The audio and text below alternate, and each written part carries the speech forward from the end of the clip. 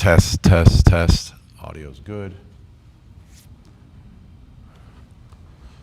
Let me just order the coffee and bring in the snacks, and we are good to go.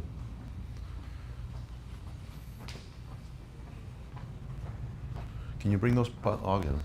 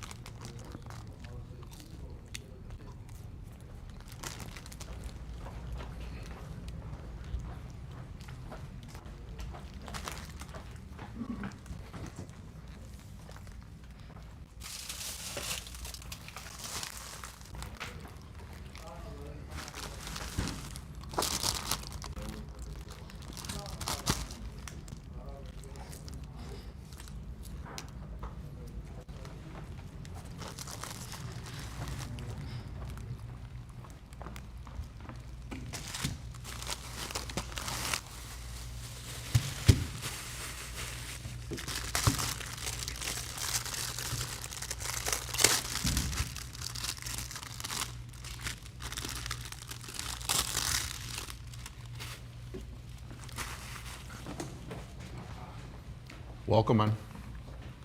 Carlos, pleasure. Nice to meet you. Good, bro. Hey, looking good, man. Thank you, man. Well, let me bring some water in here.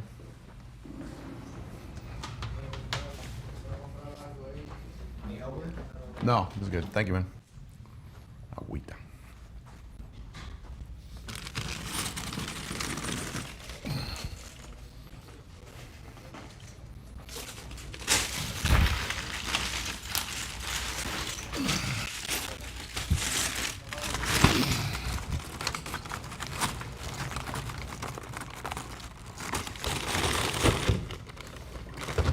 Okay.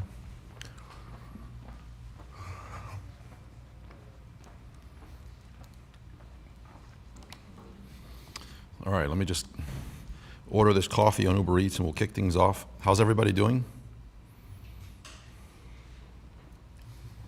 That good? Yep.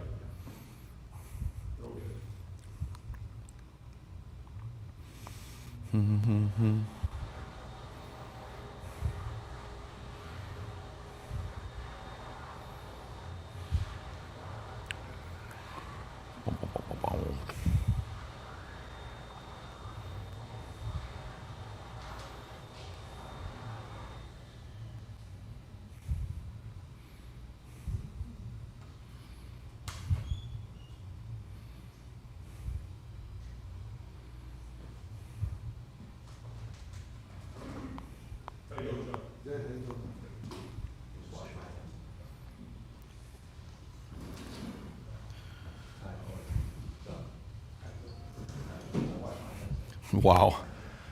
I'm ordering the coffee for the coffee to come, and they do this thing at the end. It's like, complete your order. Patron, silver tequila, Tito's vodka. That's an add-on. That's the add-on. That's what they want to put on. I'm like, wow. Is that aimed at you personally, or? No, I'm not. That's not based on my searches. Wow. I guess it's Saturday, right? Few things go better than the other. Like what? So their algorithm was like, what goes good with a Starbucks Traveler pack of coffee? Wait, that's from Starbucks?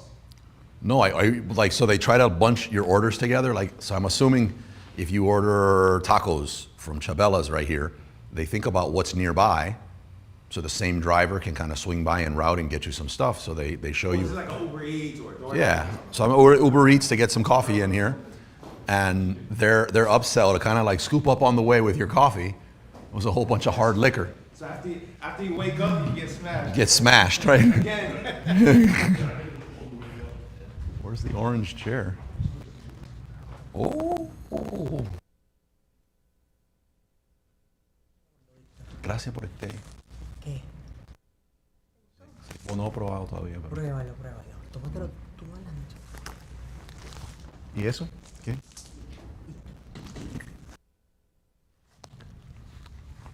Have you seen the orange chair? It was somewhere over here checking out. Oh, no, I think it's in here.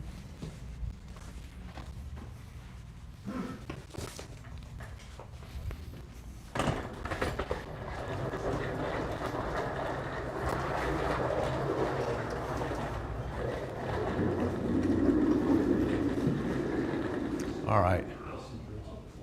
So RM wants to know how much does it cost to attend these meetings?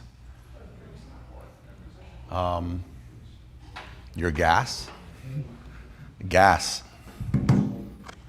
That's it. They're free to attend.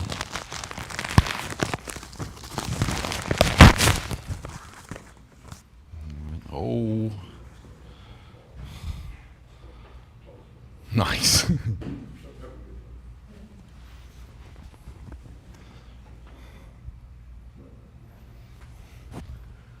Loving these shirts. ¿Te lo oíste? Oh, yeah.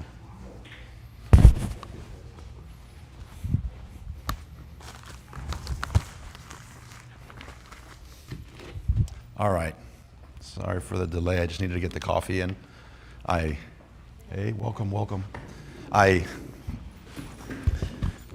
Been trying to, my Thursdays are really busy, so a friend of mine who's also my coach, we moved one of our workouts during the week to Saturdays, so by the time I get in here on Saturdays, I just left Duro Song, so I'm like, we did back and chest, so if I seem a little out of it, it's not like I don't want to be here, I'm just recovering. I made a bunch of notes for today's meetup. By the way, we haven't put our banners back up, but you'll see some of the sponsors that we have here coming on the bottom of the screen. A lot of this stuff that we do here, and the question that this person asked about how much these meetups are, the meetups are free. They always have been, they always will be. If it was up to my wife, everybody would need to pay for the Saturdays that I'm not there with her and the kids. We're able to make this happen because of these sponsors. Alibaba is a really good one. I'm speaking on stage for Alibaba in Las Vegas in 2 weeks. And some of these other ones here, I didn't mention a lot of them last week, but like Connected Counsel, they're constantly lobbying on our behalf to make sure Amazon doesn't get broke up in a way that'll hurt sellers. Boardroom is a great dashboard for our businesses. So if you're wanting to know on a daily basis, like what's going on with, did you make any money? Did you lose any money after Amazon fees? A lot of the times you see a whole bunch of sales come in, but you really have no idea if you made anything. I find that process of the business one of the least pleasing parts of the business, but it's very important. Otherwise you can sell for a year and realize you didn't make anything. An example I like to give is when I first started selling, well, towards the beginning, we hit our first, I think it was $11 million in sales in a year. So, and I was a real jerk. So at that time, not anymore, but I was a real jerk. Like for me, I dropped out of elementary school, I eventually get a GED, and I have a business that's making $1 million. You couldn't tell me anything. You couldn't have a conversation with me without dropping the million word, right? A real jerk. But then my business partner and we had a pretty nasty split up. His girl was gonna leave him, and he just decided to pull from the bank account, buy her a car, and an augmentation surgery. And obviously I was not really happy with a lot of money missing from the bank account. We split up, so I sit down with somebody and I'm like, I need a lawyer, I can't lose my multi-million-dollar business, this empire. And he sat down with me for an entire weekend. We didn't have books, by the way. Like I thought, at $11 million, I thought accounting and bookkeeping and taxes was something that big businesses did. So he told me at the end of the weekend that I did not need a lawyer, that I was very good at moving money and not making money. And that was just such a foreign concept to me. But when he broke it down, it's pretty easy to do, actually, if you don't pay attention to what's going on in your business on a day-to-day. It's very, very easy to make a lot in sales and spend a lot more of it and grow, and just slowly set yourself up for disaster. So knowing how profitable your business actually is vital.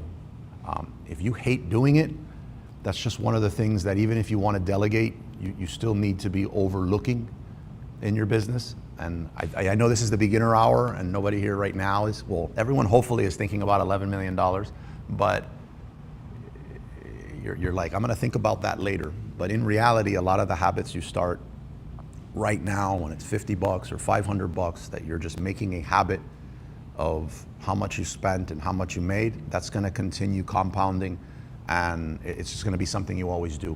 But if you're not going to do it and you absolutely hate it, do what I did, marry an accountant.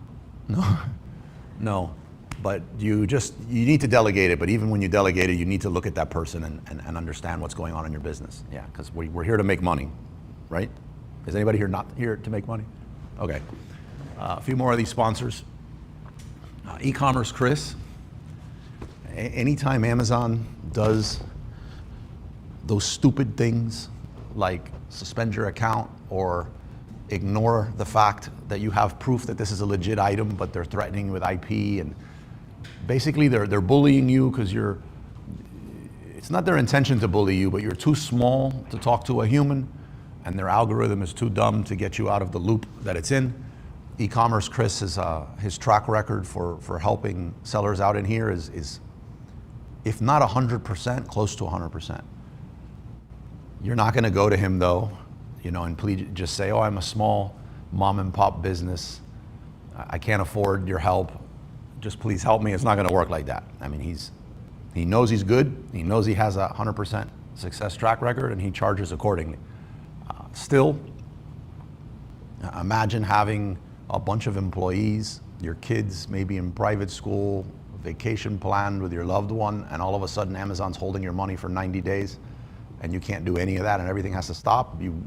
It makes sense to bring somebody like him in. There's a lot of scammers in that space that know you're in a desperate state in that moment and will just take your money. He's not one of those. So that's why I have him there. My God, bro. I take back every bad thing I ever said about you. And this is Splenda, yes, in case Victor's listening. Splenda. Okay. Oh my God, we have coffee coming too, by the way, for everybody. Let me pick another one out of here. Pick Fu. Aldo's in the accelerator that we have, and we were talking about Pick Fu the entire last session that we had. I use it for everything. I cannot tell you, if you decide that you want to start a brand, or you're going to have a website and you care at all about what the traffic does when it gets to your website, you want to use Pick Fu. And what Pick Fu is basically where you can get real-time testing and polls done on your stuff. An example, I know somebody that was selling a pencil sharpener, and it was this, you know Salvador Dali, the artist, and he has like the melted clocks. So this guy wanted to bring to market like a Salvador Dali looking melted pencil sharpener. So it looked like a thing of metal that had just melted. I'm not into that, but unless this thing was plugged in and a pencil was being sharpened, you had no idea what this thing is. So in the main image, it just looked like a melted piece of metal. And if you were looking for an electric pencil sharpener, you didn't know what this thing was. They just came up. It looked more like a paperweight, like something you sit on top of a bunch of paper so don't blow away. And he was he spent a lot of money designing this product and didn't understand why he wasn't getting sales. We got it. We put it in Pick Fu. We put the age range of people we think would be buying a pencil sharpener. And we said, based on this main image, what do you think this product is? Nobody knew. It's a pretty big deal. That lets you know that you need to fix your main image. If you have a beauty brand or you have a web page and you're thinking of starting a beauty brand or fitness, anything, and you have people that are going from Instagram to your web page, or you're running some ads and they go to your web page, when they get to your web page, you know what you want them to do, but you don't know what they're actually doing. You don't know that they're understanding that. So just putting a picture of your homepage up in Pick Fu and saying, what will be the first action you take when you go to this site? Or what do you think this homepage is about, and what does it want you to do? So if you have it and you're trying to start an email newsletter, but they say, they're having me go here to shop now. You have a misalignment in the goals of people that are, oh my God, this is like Christmas. I'm not getting up all the way right now. Thank you, brother. Now, was this the good one? So, you get it. So PickFu, I use it for everything. If I have to get a present for my wife, even, like, think about that. Like, and I'm not good at that stuff. So, and I don't know which one she's gonna like better. I put it in PickFu. So I put everything in PickFu. Just PickFu is gonna allow you to test things, and it's gonna remove a lot of guess from the equation. All right. We're gonna be in the beginner hour right now. I have a few announcements that I just wanna bring up to the group. Some news in the space, but anybody who has questions, I love the feedback I got from everybody last week. Everyone seemed to have really loved the session. So there was a lot of questions about some of the stuff we talked about. So if you want to continue those questions, feel free to do that. Or anything you're stuck on in your business. If you don't know of a question to ask, just ask yourself, are you really happy with the direction your advertising is going? Are you really happy with the amount of traffic you have going to your listing? Are you struggling to find your next product? By the way, I saw the one you sent me. I do like it. I was about to just say, no, this one's too competitive, but I actually looked into it, and surprisingly, it's very good. I really like it. Yeah. You know what I'm talking about, yeah? Yeah. I have a question. Oh. Regarding to the inventory fee, Mm-hmm. you know, the Amazon is charging. I just noticed that I have a lot of products that they are charging me for low inventory fee. So how can I realize when I have to, replenish the inventory? Nowadays, I feel like you need a degree to be able to really know this. It's really like what they've done with, it used to just be, obviously, you get charged more for long-term storage, but now even short-term storage. There's a spot you can go into your inventory health and look constantly.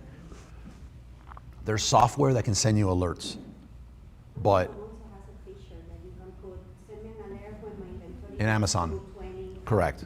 Yeah. It will send you an alert. That's probably the best way. I believe that low inventory fee was put in place directly to mess with resellers.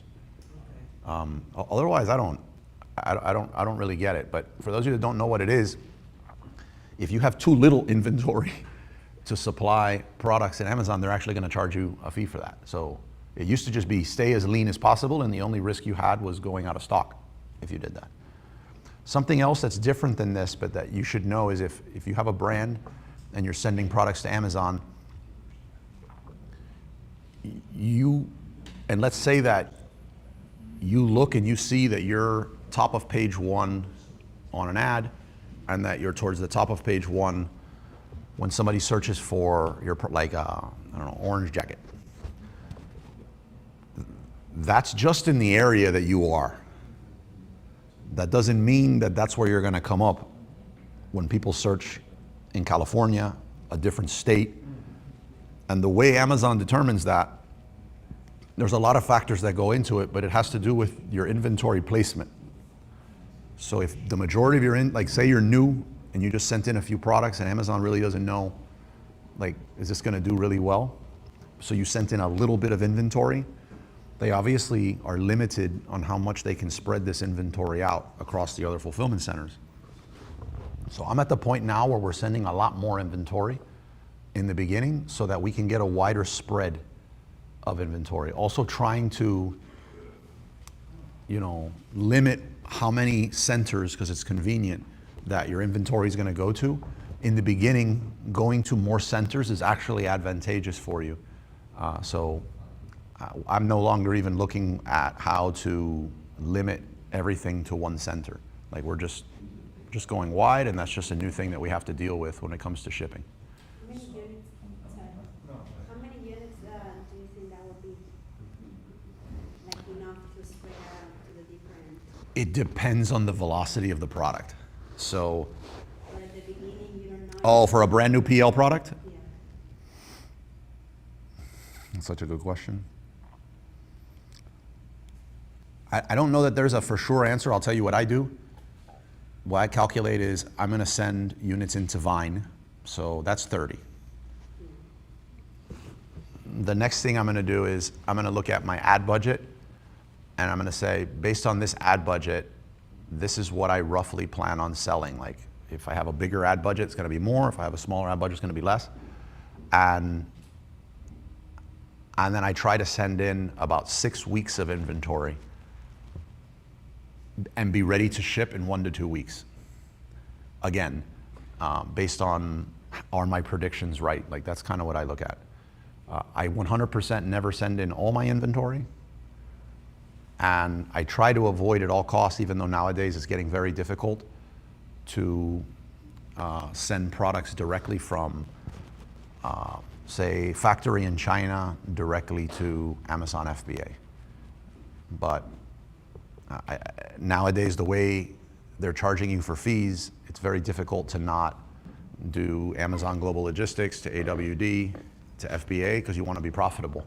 But as long as there's an option, I would consider it. I would even say, like, a product that I'm selecting, if the only way it would make sense for me to do it was AGL, AWD, FBA, I wouldn't do it.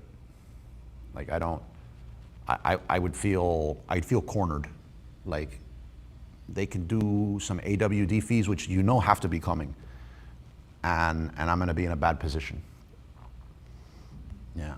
Back to that original point you made about the regional aspect. So hypothetically speaking, if there's a company A and company B, company A sells inner tubes for like the beach, pool, they sell it nationally, and then there's a company that launches regionally, right? They go to Florida because it's a beach state or pool state during the summer. If the marketing from that seller boosts up sales within Florida, that listing can go above or on par with the national Yeah. distributor because of the regional aspect, Yeah, we're assuming based on the negative. we're assuming that the national. I'm assuming when I say yeah, it could. I'm saying also that the national one is not the #1 bestseller, and the new one during that same time is at the bottom of page 6. But say they're both sharing page 1, but the national one is dominating. Yeah, the other one could get the top organic placement. Because they're going hard marketing within Florida for that. And assuming that because of that, I assume that Amazon knows, oh, summer products, let's go, summer water products, let's have them in FBA centers that are close to water. But I'm assuming they do that.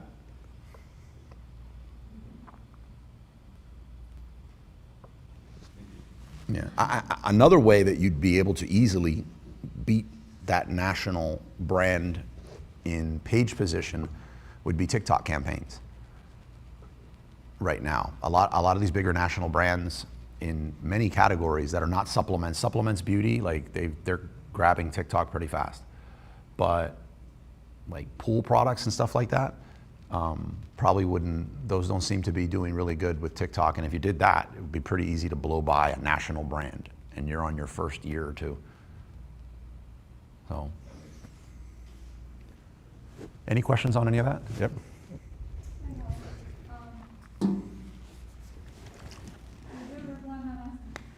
Which one? Yesterday, we sent you both on the packaging. Well, I guess first of all, I'd have to apologize for not replying to the packaging.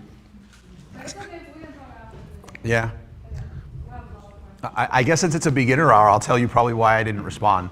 You guys know I have 2 kids, son and a daughter. I work a lot. Apparently my son last week told his tutor that his dad loves work more than he loves him.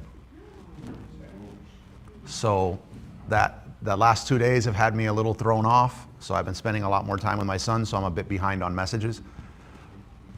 So I guess I would tell everybody, you're working, keep your priorities in order. I didn't see that coming, but I do work a lot. So it's a beginner hour, so don't set a trap for yourself. So I am behind on messages. I try to respond to messages, especially you guys. I try to respond almost instantly, but yeah, I'm a bit behind over the last 2 days. We could talk about it afterwards, though. I'll look at the packaging. I could glance at it now, and then obviously not show it, and I could talk in real time if that'll help. We talk about it. Okay. And then another question, is the ChatGPT 5 has a limit on the conversations? 'Cause Not that I know of, and I use a lot of it. I use the ChatGPT, I have one tab open, and then yesterday it keep telling me that I hit the limits. And the limit has want me to open another new tab for the conversation. I don't know. Oh, you hit a limit within a conversation. Yeah. Is this a- I've never done that, but I would assume that. Well, I find longer conversations with AI increase the likelihood that it hallucinates. Right. So like short conversations, it's really on point with what you said. But like this ongoing conversation that I left and I came back and I did all this stuff here, I find it to be, I guess, almost like a human. Like if we talk about something and in 3 weeks we go to talk about it again, you're kind of like, let's do a recap. So if I'm going to go use that same thread, sometimes I'll do a recap, or I'll copy everything that's on the thread and I'll drop it in a doc. And then when I go to start a new thread, I just copy the whole thing, paste it into a new thread. So it has everything, but it's the beginning of a conversation. The other thing I would suggest, if it had to do with like how I'm using it for a lot of like business stuff, is within, well, first of all, I'm moving more towards Gemini than ChatGPT. But whichever one you use, they all have their own version of projects or like project folders. I find those are much better at long-term collaborations, that they're like almost designed better to remember them than just starting a new thread. Yeah. Also, for anybody that uses Google products, a little like efficiency hack that I learned this week is, and I guess you shouldn't do this while you're driving, but if you're in a Google product like Gmail, Google Docs, Sheets, anything, you can put on mobile, you can put your finger on whatever it is and drag words or sections into Gemini, because you have a Gemini pop up on your phone. And then once it's there, have a full-blown conversation with Gemini about it, audio-wise, and have it do tasks for you. So I'd have it, summarize a conversation with a co-packer, and then brainstorm a best way to respond to this, add stuff to my calendar. But yeah, Gemini seems to be kicking ChatGPT's butt. And also, I'm trying to start Amazon Radar for the Wine program. I wanted to, because I'm reviewing everything that is every single Amazon account. You said you want to get in the Amazon Vine program? Yeah, I don't know if invited, but I actually never actually. You said you are invited? And I want to get the trigger to have Amazon like a. Yeah. See, I want to review stuff. Yeah. So, I have 2 Amazon Vine accounts. yeah. There is no clear-cut way to get into Vine. What I will say, the more stuff you review, that actually hurts you. Because one of the things that gets their attention to get you into Vine, that's a fact, has to do with the ratio of helpful reviews you do to total reviews. So the likelihood of all your reviews and all your purchases being super helpful or small, so it's going to bring your ratio down. Whereas if you had 5 reviews that you did, but they were just ridiculously helpful, people are giving them thumbs up, they're buying based on them, like that gets their attention more. But imagine if you had those 5 and then you flooded it with 100 more, your percentage would be down dramatically. Where did you see the ratio of your review ratio? I never found any on my profile. If you click into your reviewer profile, you'll see like an amount of thumbs up that you have for each of your reviews. Like go to one of your reviews and then you'll have your name, whatever your name is there, click on that, and then you're gonna go to an actual page that's just your reviewer profile. And you'll be able to see the history of everything you've purchased under that profile and your reviews. Okay. And whenever you do review like a subscribe and save item, so like same item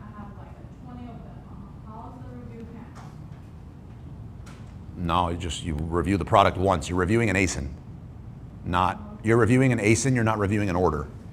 Okay. And I do know this a lot of times where Do you like reviewing products? Is that your, I like reviews.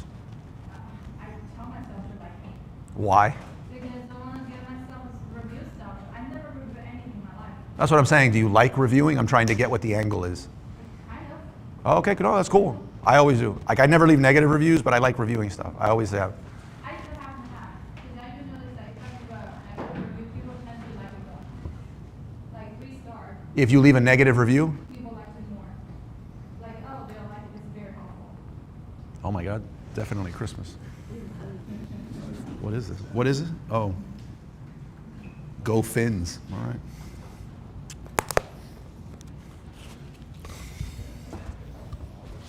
Huh?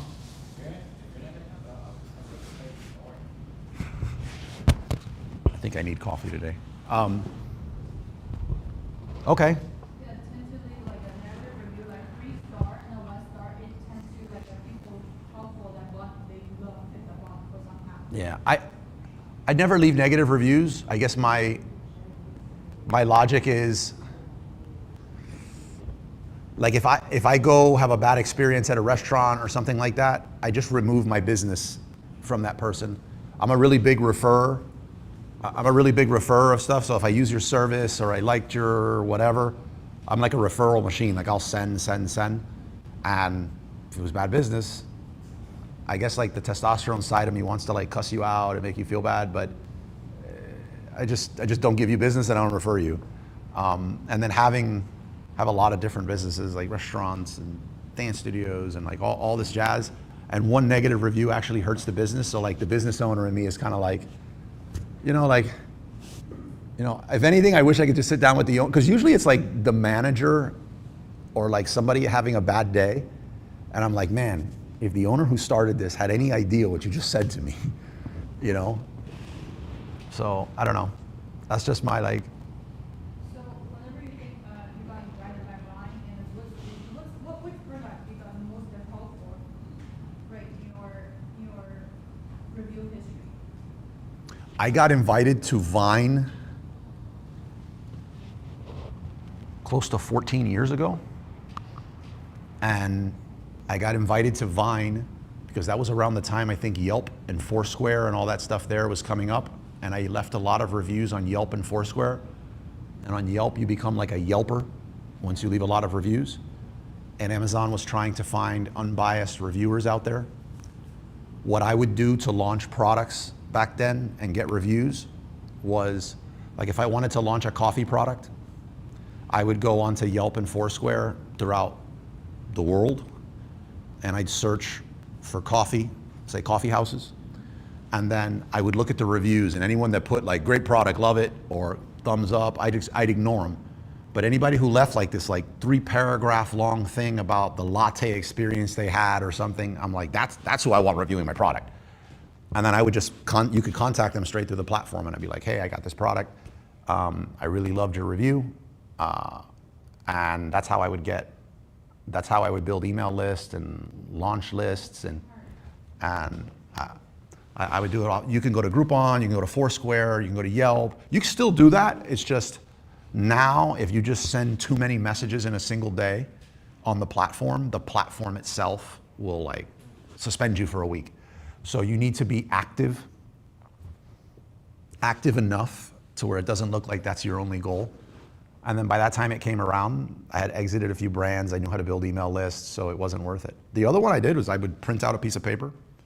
If you go to Starbucks and you're like waiting for your coffee, you'll see something that's like efficiency for rent, and it has these little tabs. You ever seen that? Or it'll be like guitar lessons, math tutor. Yeah. So I would print out those pieces of paper, and I'd have a QR code, an SMS code, everything like that, and I'd say looking for product reviewer for a XXX product, and not XXX, but like XYZ product.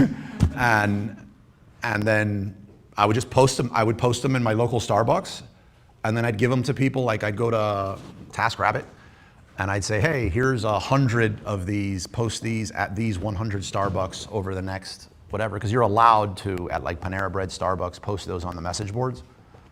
And that's how I'd get my reviewers too.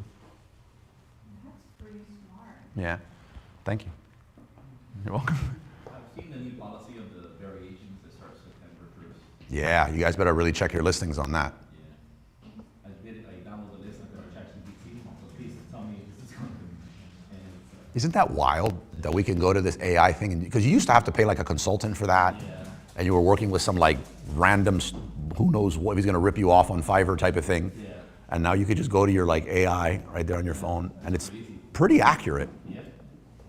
I could look it up, obviously, but what is the, They're deprecating a lot of the types of variations that you can do, pretty much. Yeah. And for years, there's been certain variations that a lot of people have built their listings on, but when they take it away, they're either gonna break up your listing into like a non-family, they're gonna be just standalone children, which is gonna like heavily disrupt your slower sellers, or they're just gonna assign you a variation family that they think makes sense, which I seriously doubt is gonna make sense. So, all those listings that were just like, it's not really a change in color, it was kind of like, they're almost adding a semi-questionable different. I think that's what's motivating them to do this, but there was a few years that you could go in and add your own customized variations, and then you'd see a competitor with one, and you're like wondering how they got it, and you couldn't get it, and a lot of people are reporting it. So there's a lot of inconsistencies with those variation families right now. Some of them will show in the variation an image, some won't. Same category. That's all. What other questions? I'm going to pull this doc open now.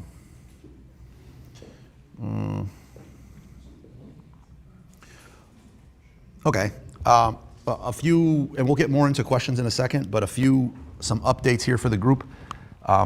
We have our Telegram community. Let me give you some background on that so you understand why I'm going to do the thing that I'm about to say. When we started this group 16 years ago, we started on a WhatsApp. We started a meetup, but we had a WhatsApp group. I think WhatsApp's the easiest way to do it. But unfortunately, we would wake up there's no like controls then that you can put in place in a WhatsApp group to prevent people from just posting inappropriate stuff. So we'd wake up in the morning and there was some like, just use your own judgment. I mean, just imagine like some of the pictures or videos that was just like, you're waking up to see this. So it's a horrible experience. So we needed to move to something else that blocked that. So the top two options were Telegram and Discord. Discord seems like there's a bit of a learning curve to figure out how to use Discord, and a lot of people find it intimidating. Telegram is like a complete rip of WhatsApp. It's almost the same thing, except it has a lot more privacy settings, and as somebody running the community, I'm allowed to put bots in place to monitor things. I can make it to where if you're contributing a lot, it'll automatically be cool with you posting an image, because you're known. The likelihood of you posting something like that is not gonna happen. So it makes everyone's job easier and just a better experience for everyone. However, as the group's grown, we don't just talk about private label. We're now talking about creator stuff. We're talking about wholesale. I'm really trying to move away from arbitrage as far as the frequency that we talk about it, just because with the ability to make money on the creator side and influencer side and all that there, I just think it's a much better use of everyone's time. And I'm struggling to recommend a business model that I know for a fact is gonna hit you with a lot of like IP complaints and stuff. So I don't know, I don't feel right doing it. We'll bring it up every now and then, because I know some people make money on it, but it's gonna be wholesale, it's gonna be the creator stuff, it's gonna be private label, it's gonna be PL wholesale hybrid. We got our Shopify stuff, we have our YouTube stuff, we have a lot of stuff there. Trying to maintain those sorts of groups in Telegram is horrible. Like it's a real cluster, you know what, on the back end. That brings us to Discord. As much as we tried to avoid it, we're gonna be moving to Discord from Telegram. The Discord's fully built out. This week, I'll be doing a post inviting whoever wants to be like it's free, just like the Telegram group, but inviting like 10 or 15 people over just to stress test it. So when you jump over there, you can give me some feedback like this was wildly confusing or this sucked. And I can fix it before we start like a mass migration of bringing everyone from Wizards of Ecom and Telegram over to Discord. But we do have, you might even be able to find it in search, but there's a Wizards of Ecom server now on Discord. If not, just bringing it up here so you hear it. Next Saturday, by next Saturday, I plan on already starting the migration of Telegram to Discord. But next weekend is Labor Day weekend. So we won't be having an in-person meetup next weekend here. So that's why I'm bringing it up now. So in case anybody had any questions, they could let me know. Anybody that has Discord experience, just because I'm opening one does not mean that my team and I are like Discord experts. If you have feedback, let me know. One of the really cool things about Discord that we're going to be able to do now that we couldn't do before is there's some really, really good like bots and AI stuff that we can put into place to help people with stuff. Like when we talk about creating packaging, or I don't know if a lot of you guys know, but if you use our Wizards of Ecom app, on the bottom right tab, I put freelance superheroes, and that's a list that I update every single week with freelancers that I use or have used for all kind of different tasks. You could hire them one-off on Fiverr, but just to save you from working with like 10 duds, you could know this one is one that I've worked with. You might be able to get a discount if you drop my name. But for something like that, you have to go to the app to find it. With Discord, we'll be able to set it up, and then you'll just be able to ask right there in Discord. It'll show you those lists of people. So it's going to be, I really hope it's going to help everybody level up their business, and it's just going to make the experience in the chats a lot better. There's that. A cool find I found this week, and I started using. There's a company called Stored, S-T-O-R-D. They offer a lot of stuff like logistics and all that. That's not why I don't know if they're good at that or not, but they have this one service that we used that I'm really liking. And what it is if you've ever wondered how your product experience is when the customer actually receives it. So what they do is they have their network of people, they will buy your product and they'll document the entire process, as well as that of 2 to 3 of your competitors. So they'll have a few people that order the product, and the entire process from your automatic solicitation emails on Amazon to them letting you know how this thing is shipped and how your product is showing up in the image, receiving it, does it come up in a loose box? Is it folded in a horrible way in some Tyvek mailer? And they document the entire process for you so you can see it. If you're a private, and it's a few $100. You might be able to get a whole bunch of friends to do it, but I found like nothing harder than trying to get your friends and family to go do a bunch of favors for you and buy stuff and leave a review. So sometimes I'd rather just pay the few $100. I'm really liking it. I've already learned a bunch. Like in one of the products, we use stickers to just create a cool experience when they receive it. And it helps, they have something they can, I like stickers. And the brand's always top of mind. We find that it makes people less likely to not, to stop their subscription. But when one of the stored orders got there, the product was all folded over in and of itself, and the sticker was pretty much just bent in half. So like nobody wants a sticker that has this huge crease line through the middle of it. So it's already going to help us improve that experience with the customer at the end. Speaking of which, a random one that you guys have heard me talk about a few times, I've been able to deploy it a lot more, and now we're actually starting to get data. And this is just a really stupid one, but it works. And the reason it's taken so long, which I think now it's been close to 2 years, is because I wanted to test it on the same product for a period of time. And this is going to cost you nothing extra from your supplier. So, cent. So Tom actually was able to hook up a factory visit when we went to Boston, and we saw this person who can do anything liquid in a bottle. And he was telling us this story about this person that created dog shampoo with him, and it flopped. And the reason it flopped, they learned later, was because the dog shampoo was scentless, so no scent. And this person thought that was an opportunity in the market because everything had a smell, and some people just don't want the smell. But that's not the case. We associate cleanliness with a specific smell. So what was happening is these people were washing their dogs, and they were saying the dog wasn't clean because they weren't smelling whatever they associated with that, whether it's lavender or whatever the case may be. But that kind of triggered something with me, and I was like, okay, well, what's the experience you kind of want people to have when they get your product, and can that influence the likelihood of them leaving a review? So we did. We tried lemon, tangerine, and peppermint. I was hoping peppermint would win because that's what I use in my diffusers, but it was lemon and tangerine that clearly won. We tested it across the products, and we saw about a 7% lift in product reviews over the same products.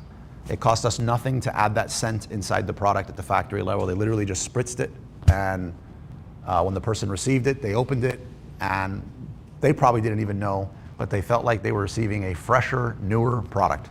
So it might not seem like much if you're getting 5 reviews right now, but when you have a product that's scaling, and a lot of them, adding a tiny little scent inside has a big impact.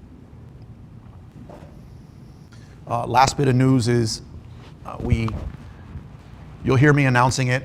If you want to know a lot more details on it, like reach out to me afterwards, because I try to keep these meetups like sales-free environments. But we are launching a product called Creator Blueprint, which will also be on Discord. That's not the main announcement I have for that now, but because there's so many of us here that are now getting into the creator side of things, even a lot of the brand owners here are also wanting to do some creator stuff for some side money. We decided to create a newsletter surrounding the whole creator space. So I'll be doing the newsletter with Erica. Some of you have met Erica here at the office when you've come through, but that should be launching in the next 4 to 5 weeks. Anybody that is interested in anything creator-wise, let me know. I'm gonna have 100 people on the newsletter. It's free, it's a free newsletter. But I'm gonna try to keep just like 100 people on the newsletter at first to get a bunch of feedback and make it better before I roll it out in mass. So if you're one of those people that wanna be on that newsletter, it's gonna be a lot of tips. It's gonna be a lot of stuff from success stories from people that are doing it, and you'll be able to apply them in your business. So if you're interested, just reach out to me afterwards and I'll get you on the list of the people that know when it comes out. It's just an email newsletter, but I think it'll be really valuable. There's a lot of changes in that space that sometimes just between Saturday and Saturday, we can't cover it all, okay? Cool. Any questions before we get into it? No? Bruce, you looked at your watch. Are you trying to go somewhere?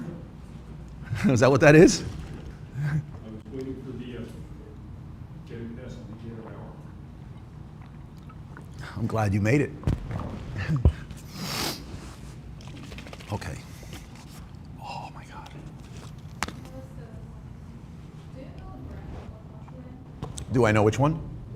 There's a hand sanitizer brand called Touchland. Called TouchNet?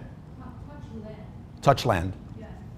It's a female founder, and actually she comes from Spain, and the headquarters is here in Miami. And then she sold her business to Church What? Why? For $700 million. It's a sanitizer.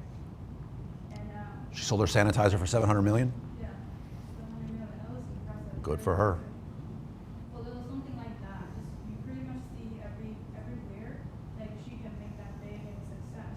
So Nice.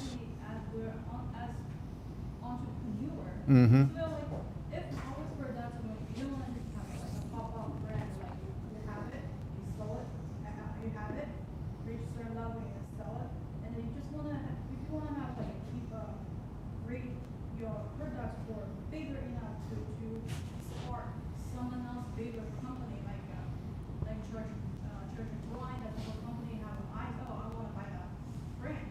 Like, is there like something that we Oh, I haven't been throwing the mics around. Keep talking, but if we can for the rest of the meetup, we can throw the mics around. And how can we like get some like a lessons on that? Like if we just like big or big image for our brand owner, a brand owner right now. So how can we bet? I think to sum up what you're saying is how can we as brand, how can you, somebody who's just starting a brand, be thinking right now about how to position themselves for a great exit, Yeah. right? There you go, yeah. Right. That's a really good question. The accounting what you talked about. Yeah. There is another brand that's very impressive too, and it's Poppy. Okay. Poppy, and the founder was a female, mom with 3 kids, and she co-founded with her husband, and she sold her business $1.92 billion to Pepsi. So these numbers are very impressive. And, I already see your face. Yeah. It only took 5 years. No, those not. That's a big number. Exiting for 700. Our largest exit was right after COVID, and it was a little south of 80 million. 700. That's some funny money there. No, you know what I thought about when you said that? I'm going to answer your question. The single greatest stressful time of my business was that ramp ever in running businesses was that ramp up to the larger exit that we had. And what I was thinking of when you mentioned this business owner, you said female owned, all that, had nothing to do with whether she was female or not, but that male or female, the level of stress she was probably under those 3 years leading up to that exit, because that's really what it's going to boil down to in your exit. It's going to be what your profit rate was in those trailing 3 years. That's going to be the biggest part of it. But the other parts I'll get into in a second, as far as like what you could do to be attractive enough to do that. It's unreal. To me, that's the most impressive thing that she did. I mean, a company that size, all the advice she was getting from a million different directions, and to kind of be able to like know what she wanted and stay true to that, and it worked. A lot of the times it doesn't. So like you gotta have a cast iron stomach there. I believe after having gone through that, like I have an amazing wife.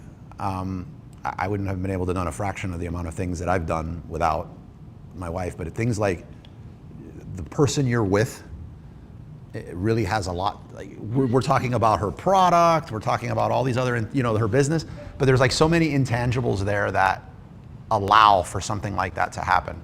That to me, just like when you sit back at the end of it and you think about it, you're like, man, like it didn't matter if all this was right. If I had this toxic spouse at home, that, you know what I mean? That it just wouldn't work. So like, I think that's super impressive for anyone to be able to do that. And this brand sounds like somebody I'd like to meet. Now, that other part, I won't get too, I know it's a fluffy topic for a lot of you guys, but like, it's legit. Like the person you're with, I've done it. In the beginning, I mean, you guys have heard my story before about the live insect brand that I, fluked sold for 2.6 million in the very beginning. My ex had just left me a couple weeks before that because the insect guy with no future wasn't for her, but I was very limited in what I had been able to do like at that point.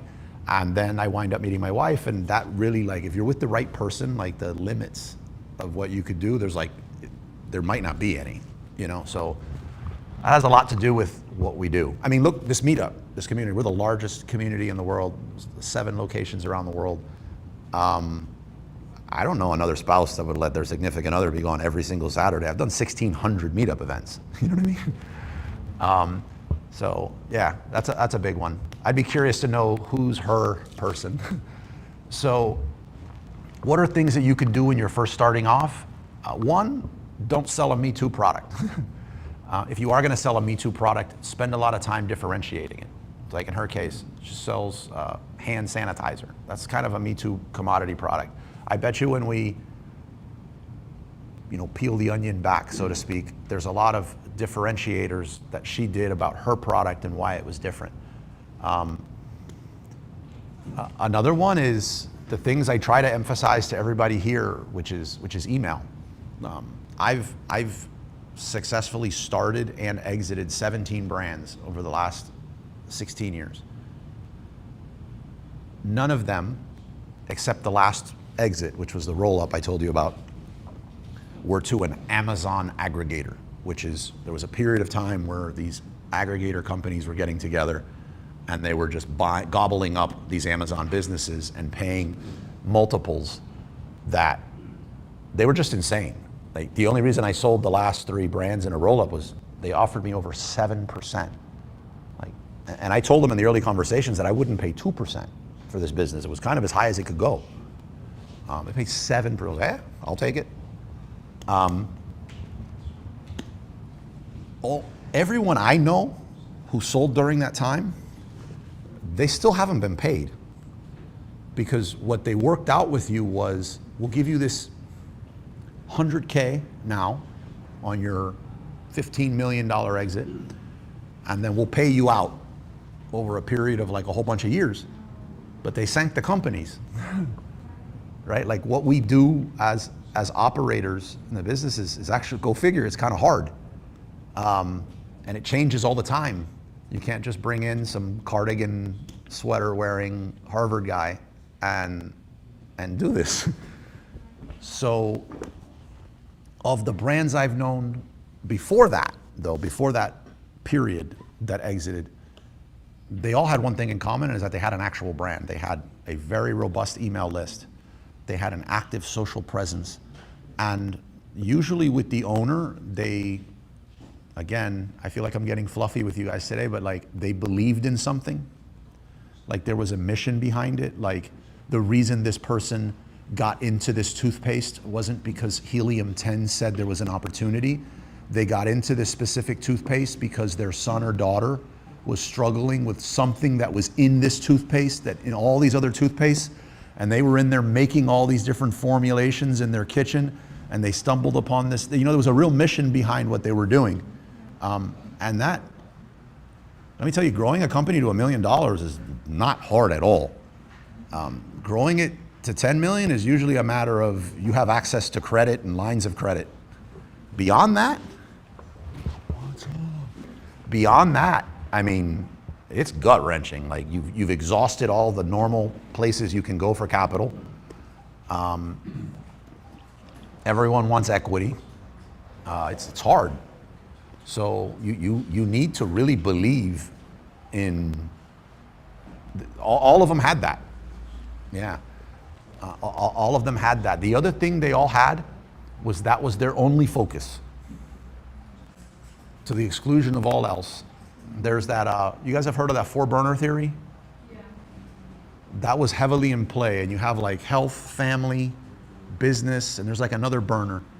And the idea is that you can only have 2 of those burners turned all the way up, and you're gonna have to neglect 2 others. So like, it's hard. Yeah, Kevin, you mentioned the 4-burner on the cruise, and you said 2, he always said 1 on the cruise. Now you can have 2 up, but it's just like, imagine, it's just a limited, welcome, yeah, come in. It's a limited amount of power. Like, you can have all of them maybe halfway, but you can pull off 2 fully lit for a period of time. Yeah. Unfortunately though, if you turn the business one all the way up, you're now having to make a choice between health and family. So like, where are you going with that? Mine's kind of obvious. When I started, I was a 205-pound runner, and I went up to 380 pounds. So like, nobody wants to brainstorm over tilapia and broccoli, you know? But okay, that's it. Okay, so let me open this up. So good to see you guys. It's been a while. Your IG's motivational. Yeah. Absolutely. Oh yeah. Thank you, thank you. Okay. So what I have here is things that most people get wrong, especially new sellers, but this is going to apply to everybody when they're selling on Amazon. I broke it up into 7 sections. And I wrote some of these down just so that I don't get lost and forget to miss one and blank out, to be respectful of everybody's time. The sections I broke them into are going to go into the mistakes people make in product research and selection, financial and business setup, listing optimization. And by the way, I can send you these notes if you don't want to like furiously write these down. Just message me, and it's a doc, and I can just send you the doc. Amazon rules and compliance, mistakes around advertising and traffic, operation logistics, and mindset. So this does not mean these are the only areas, but these are the ones that I felt like were most missed by people. Feel free to add your own as we go. So I'll just go from the top, starting with the section of common mistakes new sellers make when it comes to product research and selection. It's shocking, but how many people are still chasing trends? It was pretty crazy how many people went after fidget spinners when they came out, like even after all those years. That has to be the single worst thing in the world to do as an Amazon seller. Most of the times now, like how long it takes to check something into Amazon FBA, by the time you get this thing made in the factory and get it to Amazon, you're looking at possibly 4 to 6 months. Like 3 more trends have probably already happened during that time. There was a time when you could do it quicker. I've always found it to be a very dangerous thing. I think this is promoted a lot, is it's one of the easiest ways to get people who don't know how the Amazon business works to click on an ad on Instagram, and that's to show them a very real chart on Google showing like this hockey stick growth of fidget spinners, and then showing you an AliExpress link where you could get a box of fidget spinners in 7 days, and then showing you a helium-10 chart where this fidget spinner is selling for $40, but you only paid $1, and then showing you what the difference of the calculator says. So it's like, wow, this must be fact. Like they didn't invent these sites. You have no idea what are all the other costs that are associated. But chasing trends, chasing trending products is a huge one. What do you do if you don't chase trending products? I think the 2 biggest options you have, the first one is I'm not a huge fan of, but that's searching purely data-driven product selection. I think that has some traps, but pure data-driven might be, here's my formula that I use for Helium-10 or Jungle Scout.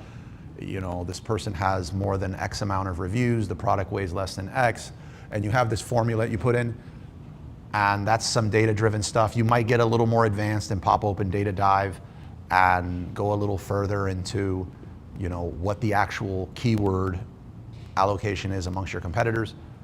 Again, I think there's a lot of traps there, mainly because everyone's using the same criteria. Nobody goes into these tools and says, show me the worst selling product that only sells once every 6 months. So it's all the same formulas. No one's looking for really heavy products. So everyone's looking for the same stuff. So it's just a matter of time for somebody lands on yours.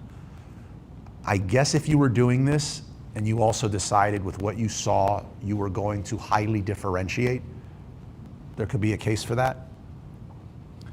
The other one would be one that I'm more of a fan of, and that's, you know, going for a product that's not me too, differentiating from the beginning, and using that TTH method, which is before you buy this product, make sure just off the main image alone that you can clearly win 70-30, 80-20 split from PickFu. The other thing I would say is that same product is a very content-first approach. Oh my God. So glad you could join us. Alex got me fixed up. What? Alex got me fixed up with the camera. Oh, good. Yeah. What was it? Setting on the camera instead of manual photos, manual video. So it was on manual photo, Yes. right? You need to do. From the genesis of this, from our work. But cameras are all different, right? So, like, not all Alpha 6400s are all the same. They're not? You're being sarcastic. No, I mean, they come like different models, like a 2000 and Ah. maybe a 2024 would be, you know, Yeah. Another one here would be in the same thing with product research and selection is picking products without validating their demand. This could be really complicated and you could bring in a lot of tools. Yep, go for it. No, please, yeah, no. You can just have it near you. You don't have to put it up. It's a mic, so people watching the stream can hear you. Yeah. Yeah, yeah.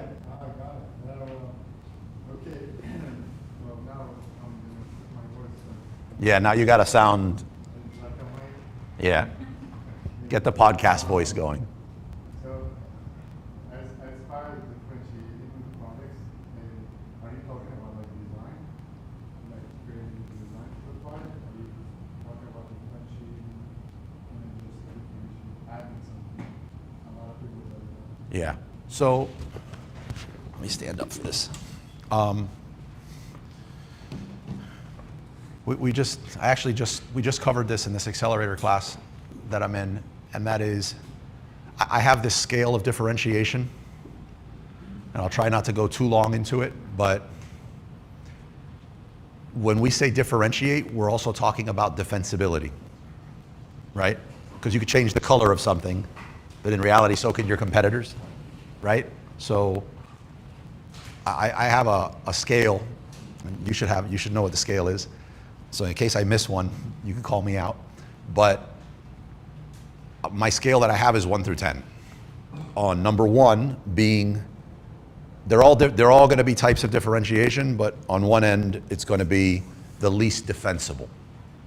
So number 1 is going to be color. You can change the color of an item, but if we have those cubes that mic is in, and we decided we want to compete, but we're going to make ours red, this seller that sells these that's doing really good could just be, wow, look, the red's doing good. Let me go ahead and ask my factory to make mine red. And now they have a listing that has a lot of traffic with a variation of their red.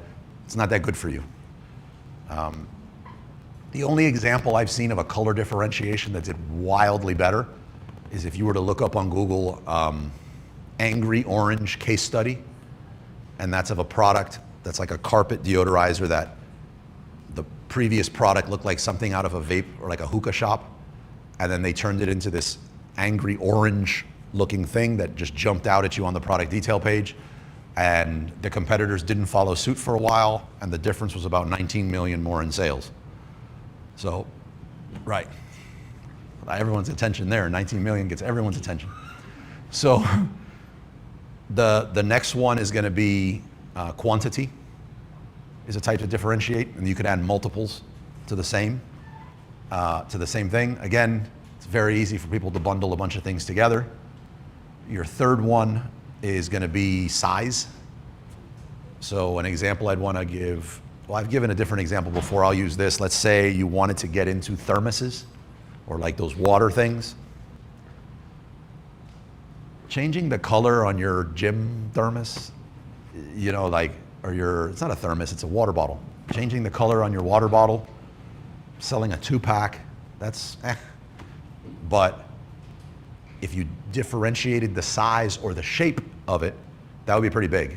So some examples we've given in the past, I'm not saying that this is a good idea to do it, but just so you understand it, is if you had your water bottle in the shape of a heart, the people that wanted a heart-shaped water bottle would be your customers. You're not going to sell as much as the regular one because that one fits perfectly in the car, but you can play with the shape of a product, and that could make it a lot more defensible, because usually for most products to change the shape or the length of it, you need to get a mold done, right? And to pay for a mold to change the shape of something is a few $1,000s, so now you've added the first pretty heavy barrier for people to get in when they're looking for an easy product. The next one would just be pulling a mold, and that's going to be, for ceramic and porcelain products, it's going to be about 150 to 350 bucks. For plastics, a few thousand. For metals, 10 to 15, roughly. And that's just going to a factory, having them make a new mold of the product. You getting, prototypes and samples and approving them. 5's pretty much going to be your. You have that product right there, that cube, and it consists of a mic, and it consists of a foam sponge. You don't go to the mic company and also ask them to make the sponge. You have it made in 2 different places, and they don't know of each other. So the likelihood of someone going to, I don't know, say, just use Alibaba as an example, and seeing your product for sale, so where your competitors have a one-stop shop to be able to copy you, that doesn't exist. 6 would be black boxing, and that's going to be a little more complicated because it creates a lot of project management stuff. Same example we just gave, except you have the 2 suppliers shipped to a 3rd place, so neither one of them know that their product is inside of that final product that you got. But again, you need to manage the whole thing, and that's not easy. So I wouldn't do that just for your... Two suppliers going to the units going to you and you. It could go to you. It could go to any other third party. It could go to a prep center that knows how to kit really, or a kitting company that can receive all and put it together for you. It can go to an inspection company. Would they know if you send it from one supplier to the second supplier, and that supplier did the whole thing? That would know, he would know, but he wouldn't know who got the first one. Right. Is there maybe a way to hide that? Yeah, there's plenty of ways you can hide it, yeah. I get a company called V-Trust to do the pickup at one facility, and they blank out where that stuff came from. Yeah, they're an inspection company, but they'll do stuff like that. Yeah, number 7 is going to be one that we've added, which is a technological differentiator. No, it's all good, right? It's a technological differentiator. You guys have heard me talk about that before, and that's bringing in like a mobile app into your listing. You see it a lot with like wearable technology or a baby monitor, but the rules on Amazon state that it does not have to be something that pairs electronically with the product. If I had my computer, I'd show you, but for right now, if you wanted to just look at, the person I want to use as an example actually displays it in an absolutely horrible way, but he doesn't mind it being shown, right? If you were to look up, if you were to go on Amazon and look up Leaves and Soul Fertilizer, it's BBMS1 is the network, and Wizards 1. But we'll build, there's a few people here we've worked with in building an app, and then we have, Amazon's rule is in the Apple Store and the Google Play Store. It's allowed to be displayed in the main listing. So if you have an app cut out, or what looks like a phone or an app in your main image, you're also able to add like text and a lot of other cool things that you couldn't otherwise add into your main image. So it brings in a technological differentiator. But if you're bringing in an app for fertilizer, let's say, the app obviously does not communicate with the fertilizer.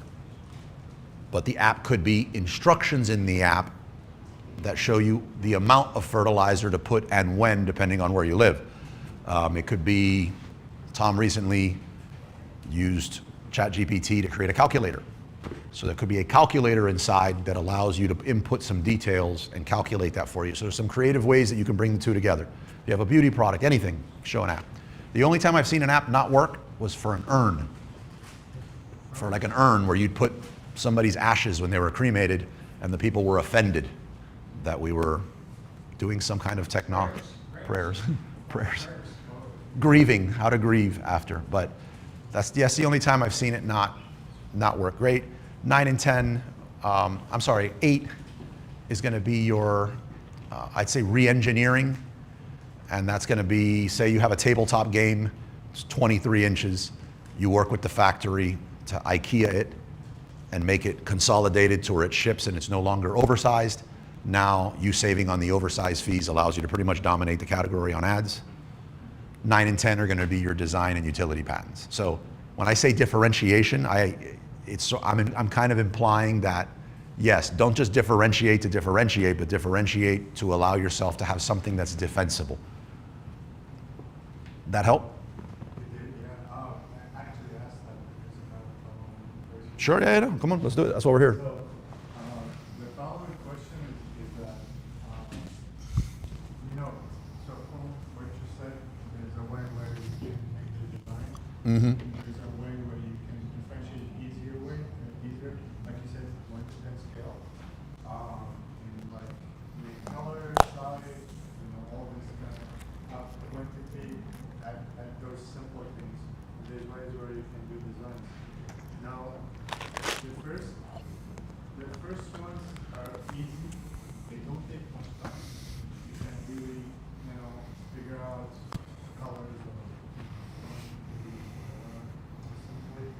But the design requires a lot of work. Normally it takes, nowadays maybe, yeah. And but it's like the customer's research part, The customer research? Yeah, like, so you research for the customer to understand the customer that wants that specific design because you're also spending money on it, right? Where would you find that? The design, the new design, Yeah, where would you find the customer? to research, yeah, that's exactly, it takes a research, like a lot of time to know who's the customer for the thing you're adding is gonna actually validate the customer. We're here, I'm not just challenging you because I feel like I could just give you a quick answer real quick for this, but I think you hit on one, which is research hard for almost anything anymore in AI, in the age of AI? No, but so this is. That would be one. The other one would be, there's one spot that we all have access to. No, Amazon reviews. Oh, Amazon reviews say what they want about the product, what they loved and what they hated. It just tells you that. I wish this thing was waterproof, or I wish this whiskey glass was a little smaller. It's perfect for my husband, but my hand's petite, so putting some notches in it to have his, you know what I mean? Like, it tells you all that stuff. There is no better place for it. Like, I've created a lot of polls. If you built a big email list and sent out something on SurveyMonkey, if you did that, they would not be as accurate as the platform that the reviews are coming on Amazon. Like, we've just not found anything that's as good. so that's exactly like what I'm saying. It takes time to understand exactly what the customer. All these reviews and all. Maybe you're right with AI and all this. You can figure it out quicker, but still you gotta pay money, a lot of money for that specific design to be able to pick. My question is that what do you recommend as far as you find a product, it's a good selling product, but you still you're never 100% sure that this product will sell unless it gets to Amazon, start selling, and then you actually picks up, right? So when you're doing research, you have experience and you know what you're looking for, and you got the product, but still have like 5%, this product might fail. Now you spend so much time. So my question is that what you recommend to spend that time in the designing, all that time pre-launch, or launch the project, make sure it's selling, and then after that, spend your time and money on the design. Yeah. All this kind of research. So basically, should you just launch the product, validate that it's selling, and then go into product development and molds and changing it? Or do you spend the time in the beginning before pre-launch? You had the implication there of wasting time, taking more risk to launch something that is not proven or has less of a track record of selling, is the choices there, yes? Okay, so there's an assumption that if you don't differentiate your product, you're taking less of a risk, right? I don't find that to be accurate on any product launches I've done, and this is why. If anyone's read the book Blue Ocean Strategy, or I don't know if you have by chance, if you've read this, you'll kind of see where I'm coming from. So if you launch, the assumption here is this, that if you launch a blue yoga mat, like all these other blue yoga mats, you're looking at this, you're seeing thousands of sales per month of these blue yoga mats selling. But you decided you're going to differentiate your yoga mat and put these non-stick skids, and that if, based on your temperature, it changes color. I don't know, like you're doing all these different things that you could differentiate your yoga mat with, right? There's an assumption that if you just launch the one, it's not proven yet that people want the color changing yoga mat, right? But if you just launch the one that everybody else has, you're gonna make more money, it's gonna be easier, it's less of a risk. It's not. What happens is your yoga mat's now like everybody else's yoga mat. you now need to compete with a whole bunch of other people that are selling for less, that have more reviews, that are on like their 10th iteration of their photos. So you getting the click and getting the sale is going to be massively harder to do. The amount of ad spend that you're going to have to spend is going to be significantly more to get less of a result. And what I find is that that ad spend that you're going to need to spend is in almost every case massively less than what it would have took to pull the mold. This ad spend you're going to forever be spending, hemorrhaging almost, for the life of this product. This one you're going to spend once. So the risk there, I find, is actually not differentiating. I think it's normal, though, for us to look at it and be like, well, that's the one that shows it's sold before, so it's safer. But when you start peeling it back and looking at like what it takes to actually sell, it's not. Imagine your main image showing your mat doing its thing that's different about it, and 9 other blue yoga mats that look the same. Who's going to get the attention? Who's going to get those clicks? It's going to be the one that stands out and acts as a scroll stopper. So I find it much risky to be the same as everybody. I find it a lot less risky to be different and a lot more profitable. That glowing one is not going to have to sell for $14.99. I don't have any competitors. I'm going to sell that thing for 30 bucks. So like, that would be my answer. We could both be right. It's not a right or wrong thing. Yeah. Right. Why don't you just differentiate simply with no design, like it is a specific design, but be different, but like you said, maybe add something or make it different size, Oh. better quality, focus on the quality. So when we say differentiation as well, when we're talking about Amazon, we're talking about an obvious differentiation that's apparent in the main image. So the internal mechanisms, the better quality material, those are things that are not highly obvious in the main image because you can't touch it, right? So this has to be something that you can visually see immediately that gets someone's attention. So we're also, when we're talking about differentiation, we're talking about how defensible it is and that the differentiation is very obvious in the main image. Some examples you gave right there was, could we just add a little something, change the color, make it a little longer? We could. Those are the 1, 2, and 3 of that scale of differentiation. Those are differentiations. They're just not very defensible. And what I find happens is if you did, you could change the color. You know, say it was a jujitsu. My daughter was really getting into jujitsu. So obviously, and she started liking pink. So I was trying to get her like this, every time I see her when I pick her up from school, I say bonita, she says fuerte. I said fuerte, she says bonita. So I was getting her the shirt that says bonita y fuerte.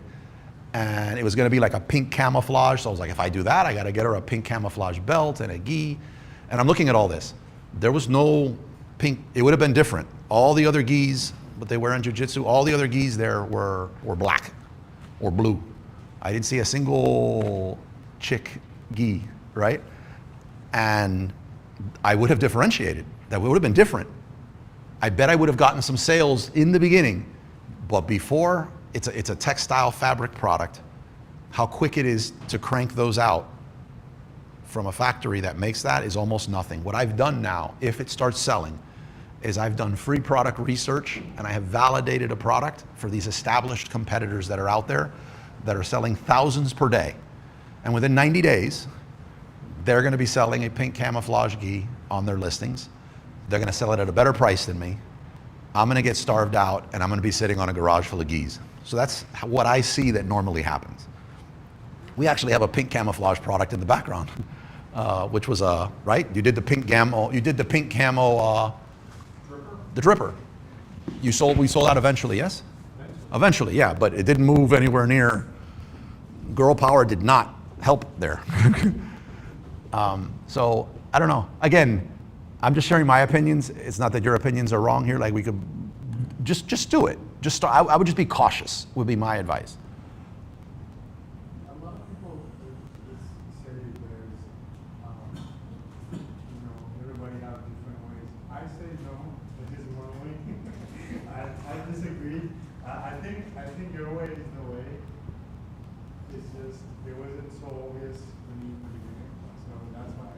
That's cool too. But I mean, the fact that you're here and thank you for being open like that, but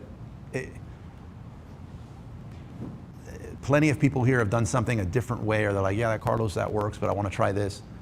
And they did it, it came out good. I've said a lot of times, we have 1,600 meetup events and we have that beginner hour. I've learned more in the beginner hours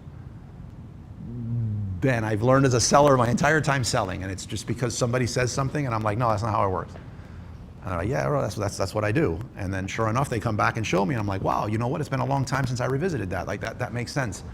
But to me, I believe there's a lot of ways to go about selling and we can all be successful and we can all be right.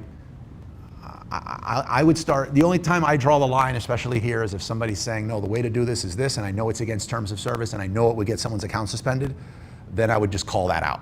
But otherwise, it's strategy at the end of the day. It's business. I love it. Yeah. Candace she wasn't raising it high, but she had it before you. Yeah. Oh, you said it. You said it. I won't disagree. What's up? So going back to like, let's say the pink camouflage outfit, is that something, let's say you go, I'm doing it and it starts to sell. Jiu-jitsu or you're doing the gi? Or Right. anything, like, Oh, okay. yeah, like a pink. Okay. Would you then say, okay, is this something that is like trademarkable or patentable, and then do it? Like, what if it's something like, yeah, you could be ripped off, but what if you have that little window where you couldn't like protect it? I mean, not trying to give you a cop-out answer, but anytime there's like a bookkeeping or accounting question or a legal question, that gives me such a headache trying to like do that. And I say ultimate, like I don't know. I know what a trademark is. I know where I go to get my trademarks, but what is trademarkable fully and what is patentable is not my strong suit. I do, when I come up with a product, look at it and be like, is there an opportunity here to get to level 9, level 10 on my defensibility chart? A lot of the times there's not. A lot of the times, like the thing I want to do is great, it's unique, it's different, but it's probably not patentable. It's where it's fallen for me. I know some people, they wake up, they fall out of bed with patents, right? And God bless them. But unfortunately, they're usually broke because what it takes them to bring those patents to life and how their brain works has nothing to do with advertising and marketing and all that other stuff, but they have 100 patents. It's crazy. Like it's almost like every week somebody will come to me like, hey Carlos, I love the meetup, I saw this, check this out, what do you think about that? I'm like, man, that's amazing, I'd love to work with you on that. And they're like, I ain't got any more money. And you look at it, it's like they're completely leveraged, they've spent everything on, it's expensive. Yeah. They spent everything on bringing these patents to life, but they'll never see the light of day. So it's like, I'm at the opinion now that I think most people that get patents are broke. And it's one thing to have a patent, and it's a whole other thing To defend it. Yeah. Like the ones we've had, it's the defenses where the problems are at. Yeah. Or just spending the money to defend it, and if you don't defend it, it seems like, I don't know, Yuko, you might know more about this than me, but like it seems like if you don't defend it and you let it just run, you kind of like forfeit rights to be able to enforce it or something. Again, don't quote me on this, but yeah, I've seen some products that I was like, this makes sense with this patent, but it makes sense to get this patent and license it, license the product to somebody else or let somebody else, run the distance with this. But what I would do though, to your question, like say I was gonna I'm not gonna do this, but like if I was getting into a pink camo gi or a pink camo jiu-jitsu line, and this, again, to Ting's point, this is where you really at an early stage separate from the person that flames out on Amazon to a $700 million exit like this brand. Go find, they're all over the place. Go find this 1 million subscriber, highly active YouTube channel of a woman who teaches, because it's a pink gi, so I'm gonna say a woman, but 2025, it could be anybody. But like, that teaches jujitsu, and they're just content creators. Like they know nothing about products, right? You can see that they're living off AdSense and affiliate marketing. And then just go in there and say, I am never gonna compete with you on content, but I know how to do this. And then talk to them, that's where some work is right there. And then, yeah, and then you write your ticket. Like, she starts promoting that stuff on her site. It blows up on Amazon, but like that's what if I was gonna get into a pink gi or something like that, like that's what I would do. When Tom and I went to, I think it was Kajabi Hero Live, and I talked to this guy to this day, we were listening to Ali Abdaal speak about YouTube, and this guy got up and said, I just hit 1 million subscribers here. Right, Tom? Like the American Dog Standard. I just hit 1 million subscribers on my YouTube channel right here. He's a dog trainer. He just does dog training. He knows nothing about physical products. He knows how to run a product team, a video production team, and create content on YouTube, and he wants to make money with products, but he wants nothing to do with that side of it. And he's just looking for someone who wants to be in the physical product side of it, and they just kind of collab that way. That's a dream. They're all over the place. Yeah. That's what I would do. Okay. Good answer. Thank you. Glad you approve. Hold up. If you have more questions, that's cool too. But anyway, yeah. Oh, Tom, you had something.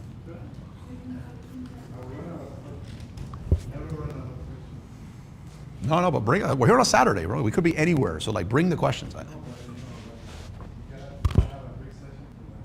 Well, we got it. We can go. You go. Wifey knows where I'm at. I can be here.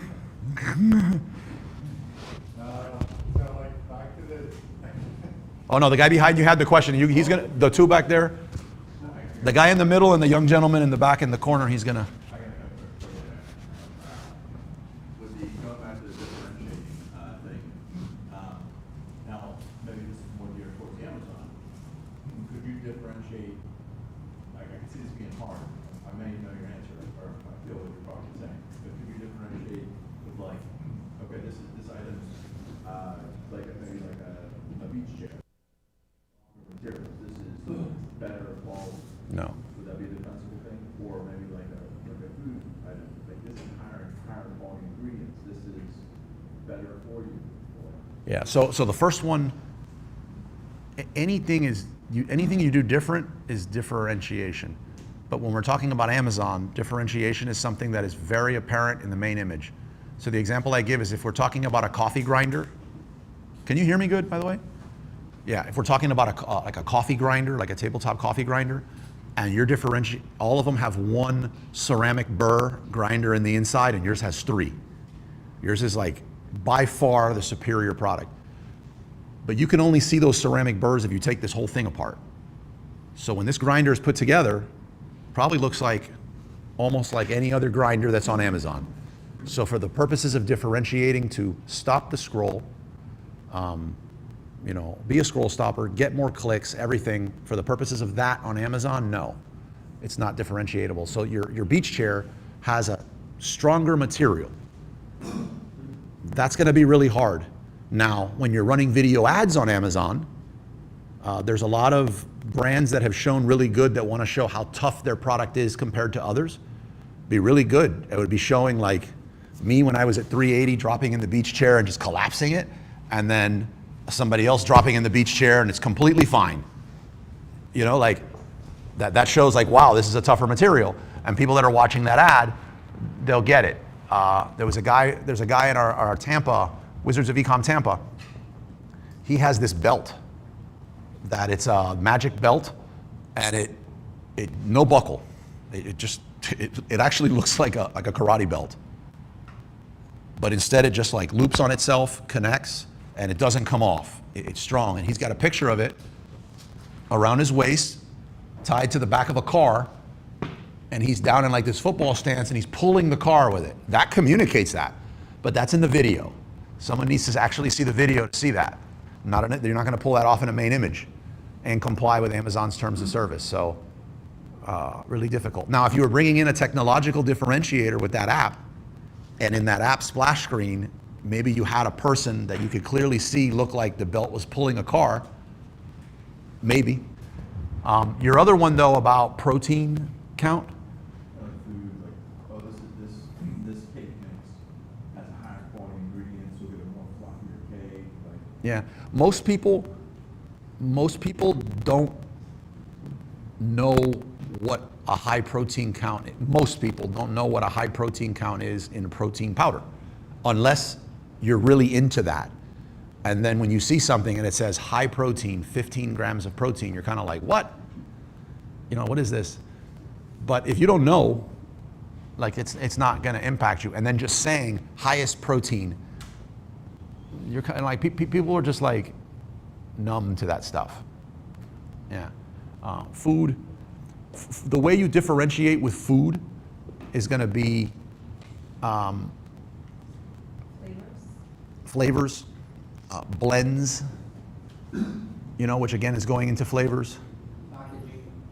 Packaging is a big one. The technological differentiator is a big one. And then you just have some unique foods. Like, actually, I won't say this one, but well, you guys know what I'm talking about. We spoke once about a product. They have a pretty unique idea for a food product that's, I think, would do good.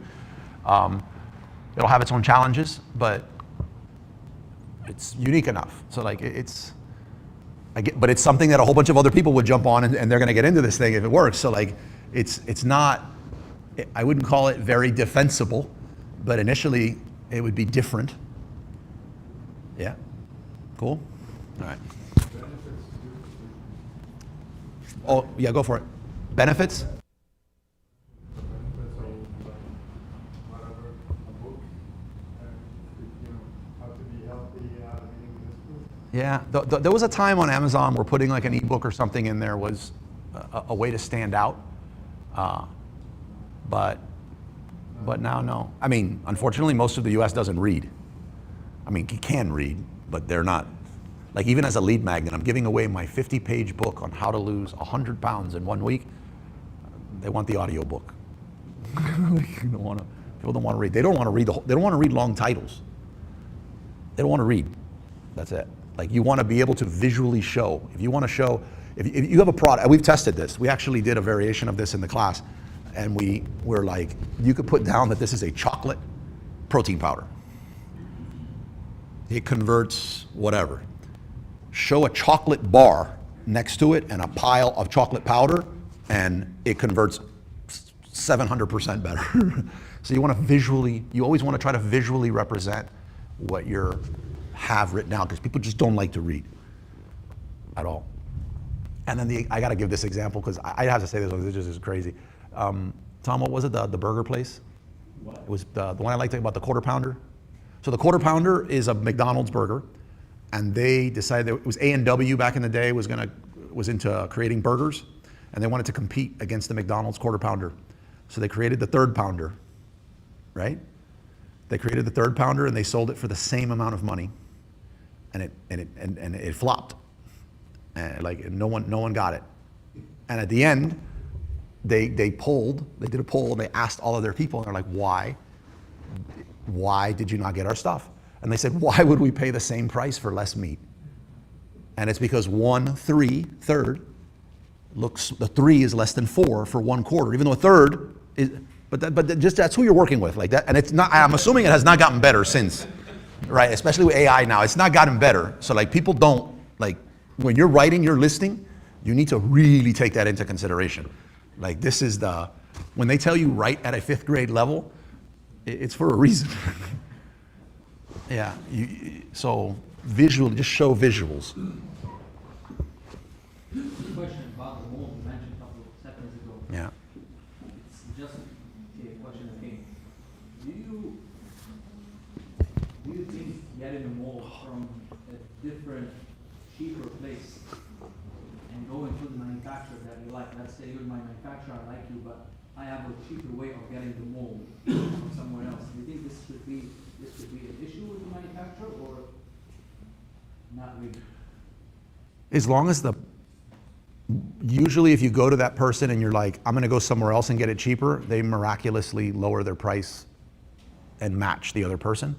What you're gonna run into is anytime there's an issue with quality of your product moving forward, they're gonna blame the mold. So you're gonna have trouble with accountability moving forward. So unless it's thousands of dollars, you might wanna consider just working with them so that you have one person that you can hold accountable. Yeah. What I would do, like what I do when I get a mold with a company, and it's possible Tom got bit by this. I'm not sure, I don't remember how it played out with Callie, but what I do when I get a mold from a company, a factory, is I don't let the factory keep my mold. There's plenty of companies out there that in China for like $20 a month will store your mold. And they store it in an environment that protects the life of the mold. What a lot of these other factories do is they do your mold, and then when the mold's not in use, they just have this big table they sit it on, and it's kind of exposed to the elements and everything else. And that degrades the quality of your mold and the life, like how many products it could produce and maintain a high quality, because molds don't last forever. So another reason is that if they're not in possession of the mold, then they can't just say yes to a whole bunch of other orders and use your mold to make other people's products. So there's no legitimate reason for your factory to be keeping your mold. They're not specialized in it, they don't have the appropriate storage, and it's kind of like the wolves guarding the hens, you know what I mean? Like, so I don't let my factories keep the molds. And most people that are not Amazon brands don't either. It's just something that never came up in our webinars or our podcasts, so we do it. I just wanted to share a story about how defensibility really plays a part, right? So I went on Carlos's cruise, and when I came off the cruise, I said, I'm gonna make these liquor smuggling kits. So they were basically fake shampoo bottles. And fake shampoo bottles, there are a couple other people that are doing it, so I came up with these really cool shampoo bottles, really nice tropical design with some, coconut smelling, whatever it's supposed to be, at least that's what it looked like. Caps, the screw-on cap, funnels. I even added some lanyards for you to carry around your room key. So I was trying to enhance the product and, go with it. And the product out of the gate, we sold like 1,400 like that in our brand. I was like, wow, this is great. So I went back to China, ordered some more. At the same time, I came up with this other product that's called a tampon smuggling kit. Yeah. Amazing idea. So these are 6 test tubes with a leak-proof lid to it, and it came with 6 pink tampon wrappers. So basically what you do is a woman would take the funnel, fill the test tube up, and put that into what looked like a tampon. And then I thought, in the world of sporting events and stuff, you have that clear backpack that you have to wear to go into a sporting event. So I thought, you know what? Why don't we have a tampon little makeup kit so you can put all of your tampons together? What self-respecting bouncer is going to say, hey, let me check. Yeah. Touch your tampon's not going to happen, right? So I thought, boom, Nirvana got the great product. Sure enough, they sold 2. Unfortunately, I was selling them for like $21.95 or whatever it was, huge profit margin. Man, as soon as I turn my head, China comes back, wham, $9.99 per product. Instead of 6 test tubes, they had 30 test tubes.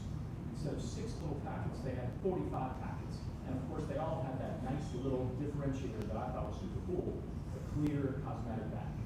So be careful about what you think is defensible. Because man, I'm telling you, they're slick. Don't come out of you and they'll put you not only on price, but on quality, and then they just copy everything I did. If you want something, I got like 1,200 in my warehouse right now. But yeah, so I'm just giving you an example about how defensibility. I thought defensibility was, coming up with a cool little product idea, but I had no.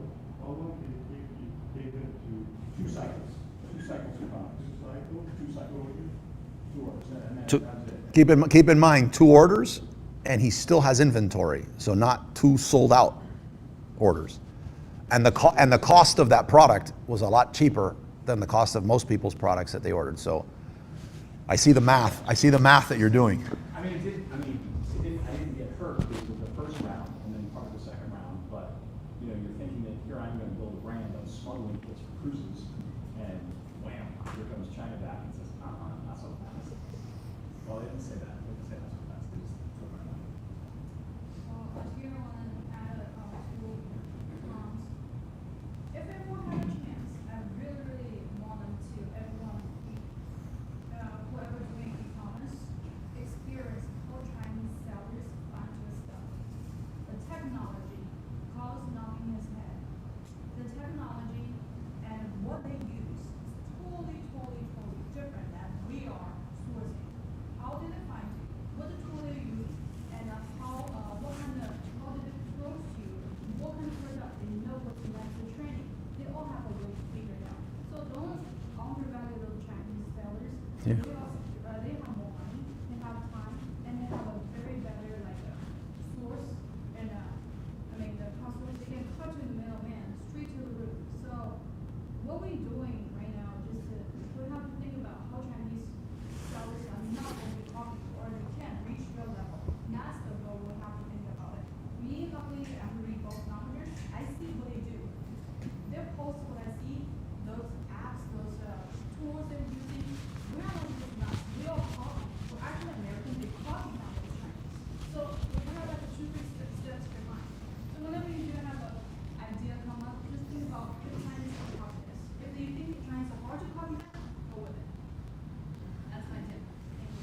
Thank you. Thank you for sharing that. A question on the stream. What's your best tip from Harry? What's your best tip on finding the right factory to make your product? I love Alibaba. I mean, they are a sponsor, but over time, there's been 1688, there's been a bunch of other stuff. First of all, I love Alibaba if you have no network. What I do is, and I'm really surprised more sellers don't do this, is the more business you do, say in China, let's say for your factory, and he said factory, so it could be the US or China, but I'm just assuming China here. If not, you could apply this to the US. I'm in contact with everybody I've worked with over there. When I find a new factory on Alibaba, or if I want an introduction to one, I just ask the people I've been working with. And so let's say I easily find a factory on Alibaba that I want to work with, rather than just contacting them and just being like, oh, my name's Carlos, what's your MOQ, that a lot of other people do. I get the link, I send it to the people I've worked with before that I've spent money with. And I said, hey, look, I can use an introduction here. Like, I've been working with them for a while. I don't want to get caught up in the mix with one of their sales reps that's dealing with like 300 people per day. Just, can you give them a call? And they just call. I call on the phone. They speak Mandarin. I've been working with this person for X amount of time. They've been a serious buyer. They make an email introduction, or they connect us on WeChat. And every time I've done that, I'm never charged for samples. They don't even charge me for the shipping a lot of the times to send the samples over. It's like a completely different dynamic when it's done that way. I mean, sometimes I have no problem with that, but consider doing that. If you don't have, it's something I would recommend you do, like if you're reaching out to a bunch of people, say you put out a request. One of the more powerful things on Alibaba is their request for quotation. And you're basically filling out this form of what you're looking for. Just be honest on what you're looking for and give as much detail as you can. If you don't know the answer to it, ChatGPT will help you. And now they have probably a much better than ChatGPT AI built into Alibaba that can help you fill in the rest of the details of what you want. And submit it. You're gonna get hundreds, if not thousands of people responding to this thing to try to supply you. A lot of them, they're not worth the conversation. But what a lot of people do is they find one or two that they like and they ignore all of the others. At least have like some template response back letting them know, like, thank you so much for your time. We've decided to work with, these 3 people. I'd love to consider you for the future. In the meantime, if there's anybody you need to contact on this end, like maybe they have someone in the US that they'd like someone to reach out to and kind of say something about them, please don't hesitate to reach out, and they'll do it. And you could just develop a network of people from the beginning that you can do this sort of thing with. Think about it, when you go to work with somebody in the US, they ask for referrals. It's just referrals. So that's gone a long way with me in finding suppliers. Most of the time, if it's a reputable supplier and the product you're looking for is not super, super niche, you could just find it on Alibaba. So that's how I find them.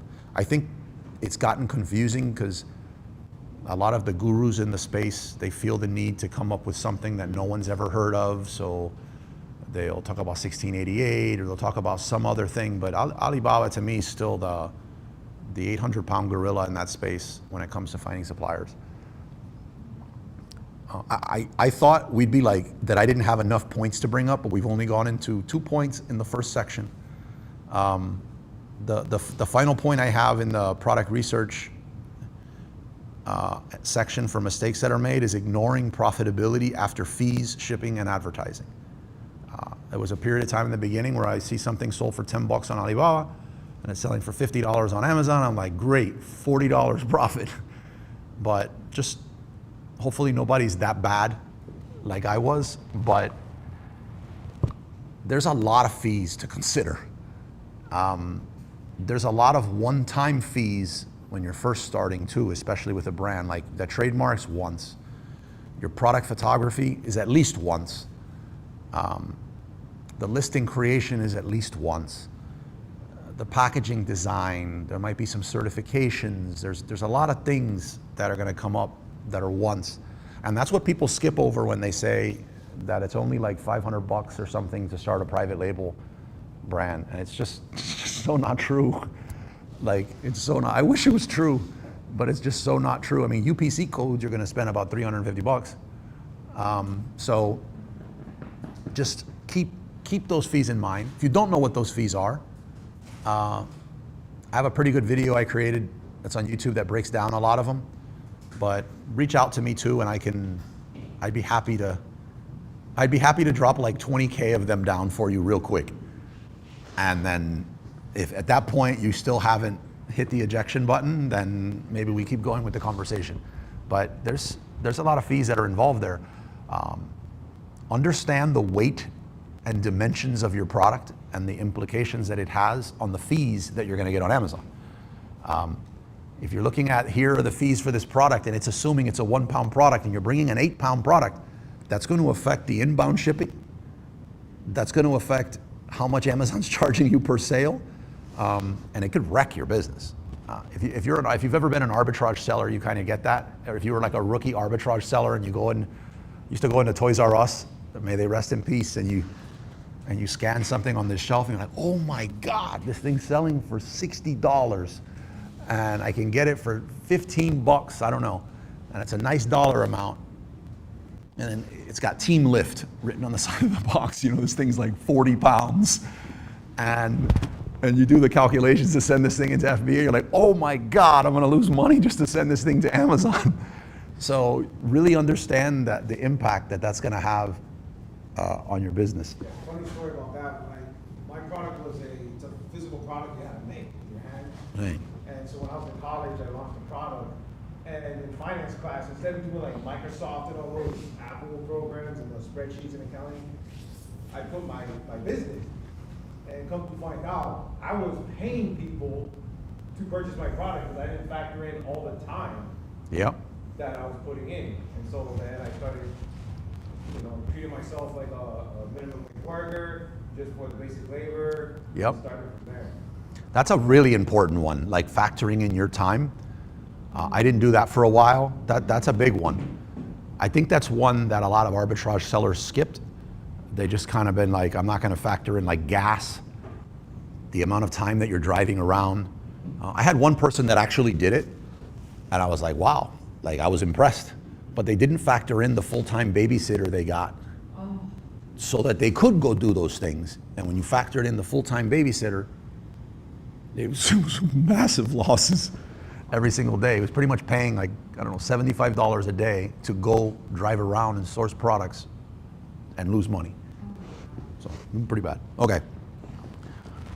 Well, this section should be pretty fast, but these are some mistakes in like the finance and business setup, or financial and business setup. Understanding your startup cost, we kind of touched on that a second ago. I could pretty quickly talk about like 20K of startup costs. You mentioned like a funding platform for e-commerce. There's a really good, there's one called CapEc, two that I like, Sellerfi and CapEc.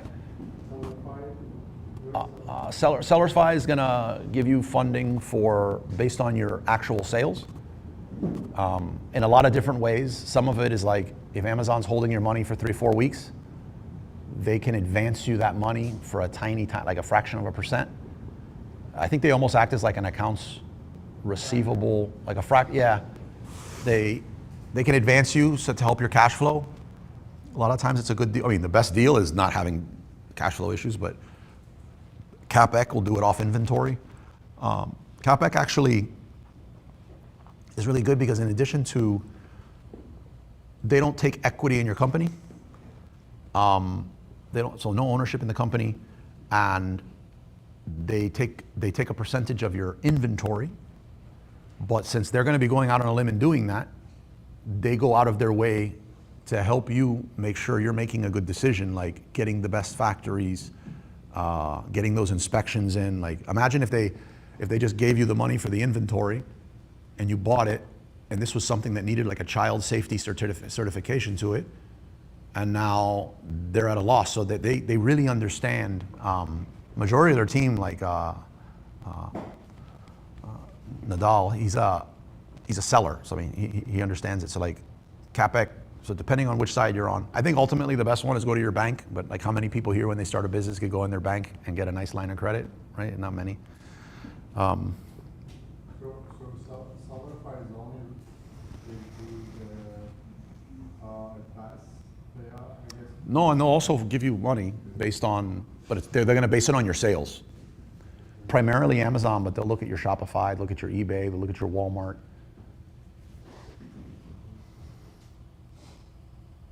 Yeah, they've both of those, Sellersify and CapEx, have worked with a lot of people in the group, and they're one of the few that you can't make everyone happy, but they're one of the few that I've never heard a single complaint from.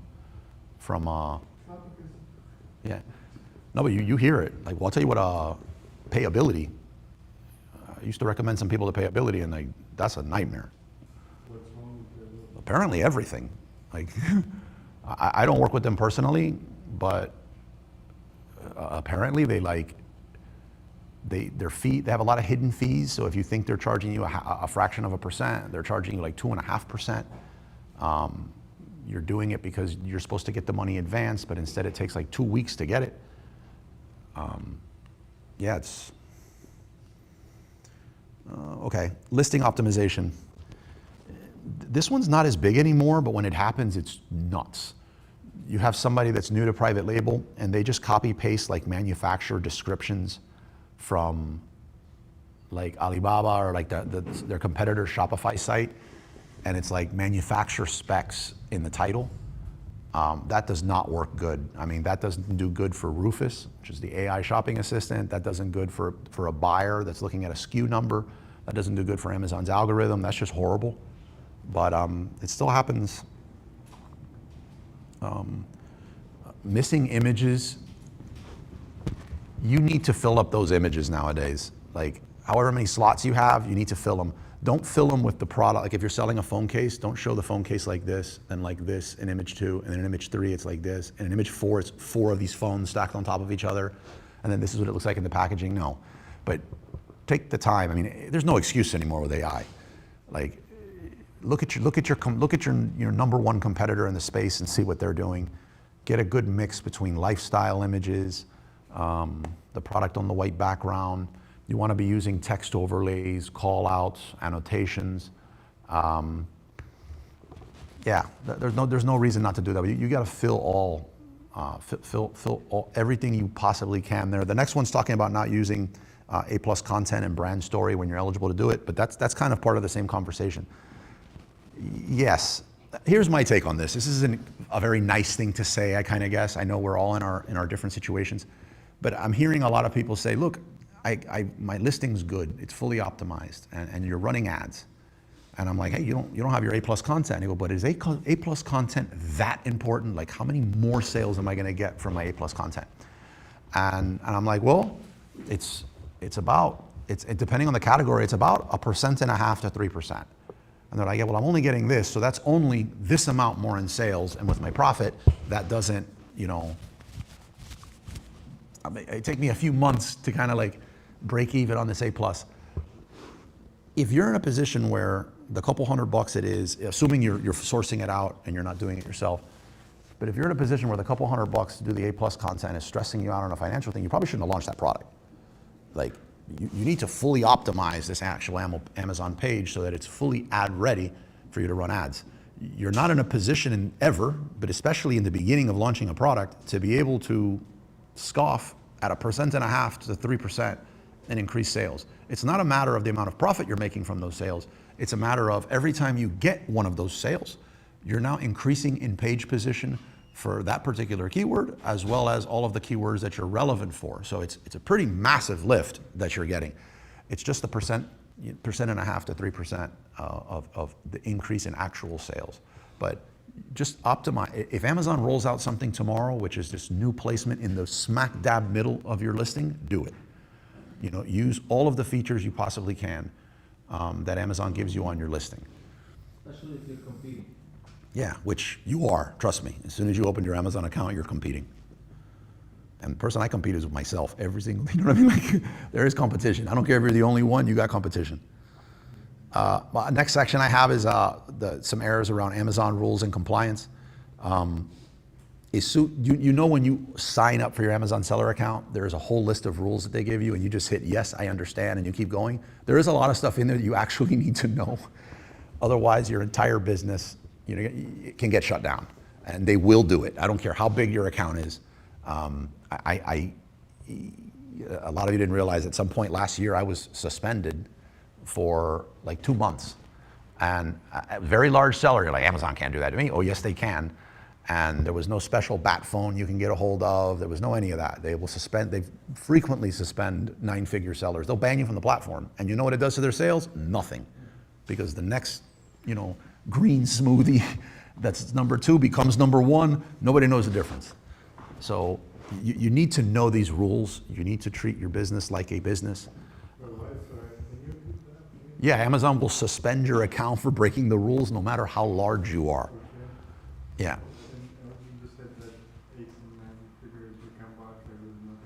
Yeah, so like, think about it. You've chocolate protein powder.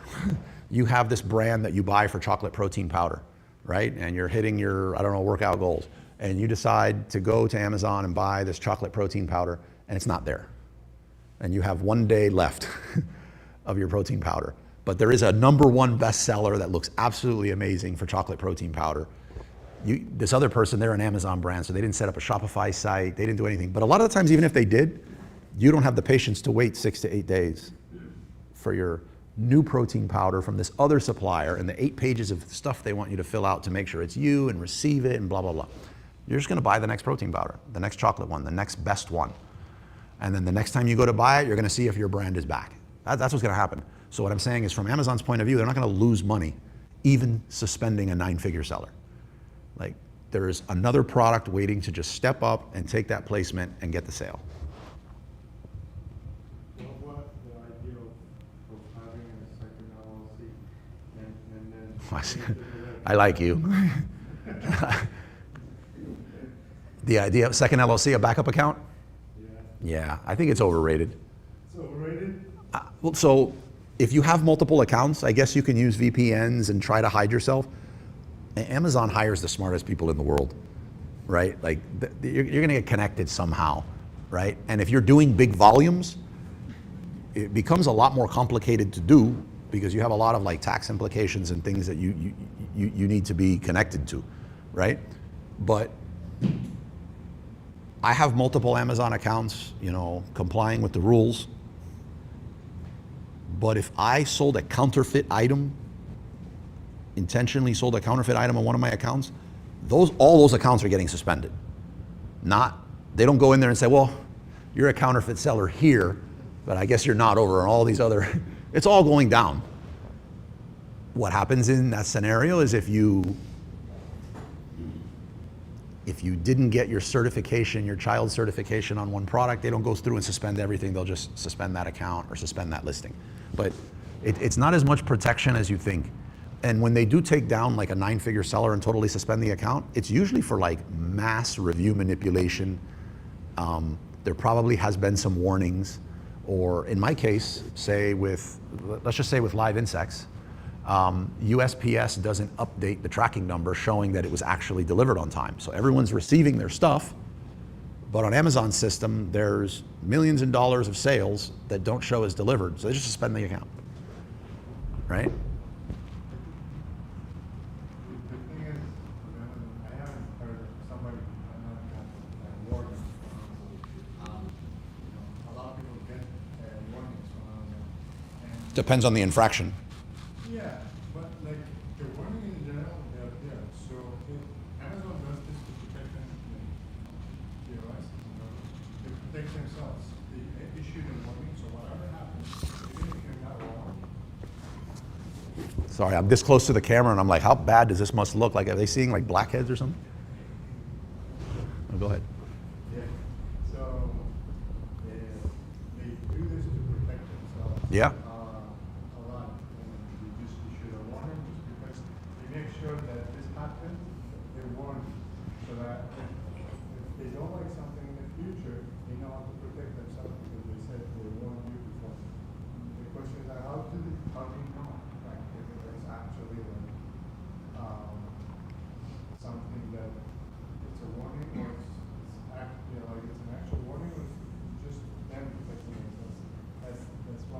No, if they sent me a warning, that is a warning. Everything. That's the priority. That is being addressed. It's a warning, it's a warning. Yeah, you sent me a warning. I don't care. I mean, we're addressing that. That's priority number one. Until that's addressed, and I have it in writing from, I instant acknowledgement that we saw this, that we're working on it, and that we're coming back with a reply. Oh yeah. Now the worst thing you could do is ignore it and be like, this is not that serious, or we don't think we're in the wrong. And then when something does happen, and they show that they told you about this 10 days ago and you didn't do anything about it, like, no. You were shipping those. Oh, yeah, of course. Yeah. We're getting positive reviews. Yourself, not FDA. Well, you can't do FBA. You can't do FBA with live insects or a lot of other things. So yeah, but I was,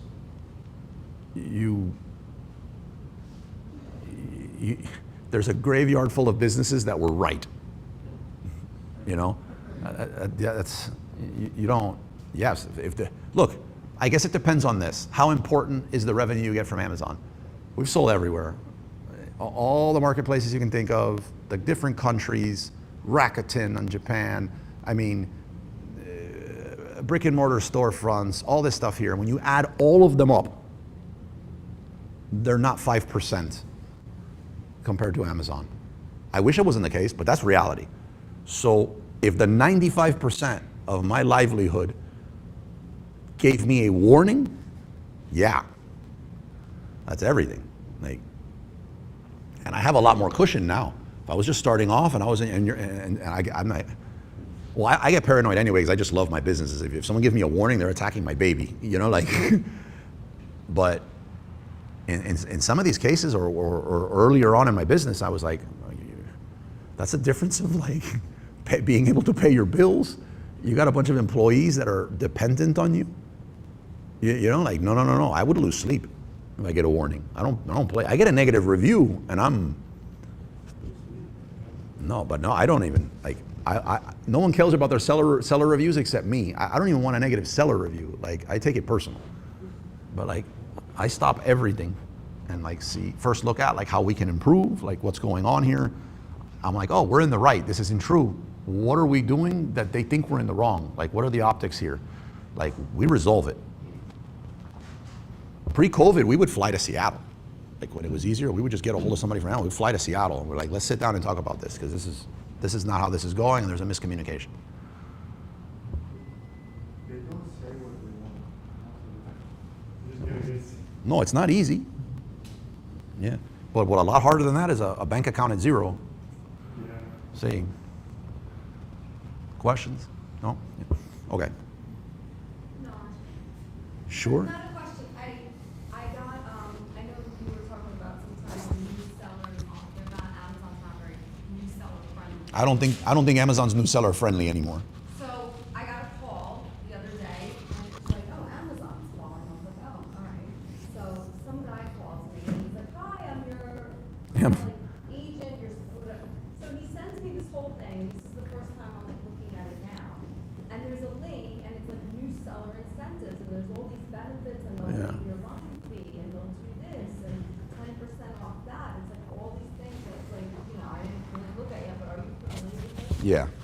Is it like bullshit, or is it like? No. You could get that stuff. I'd get it. Is it? That rep ain't gonna help you. I mean, it's like 1% of the reps that are like really good. Right, but like, are you?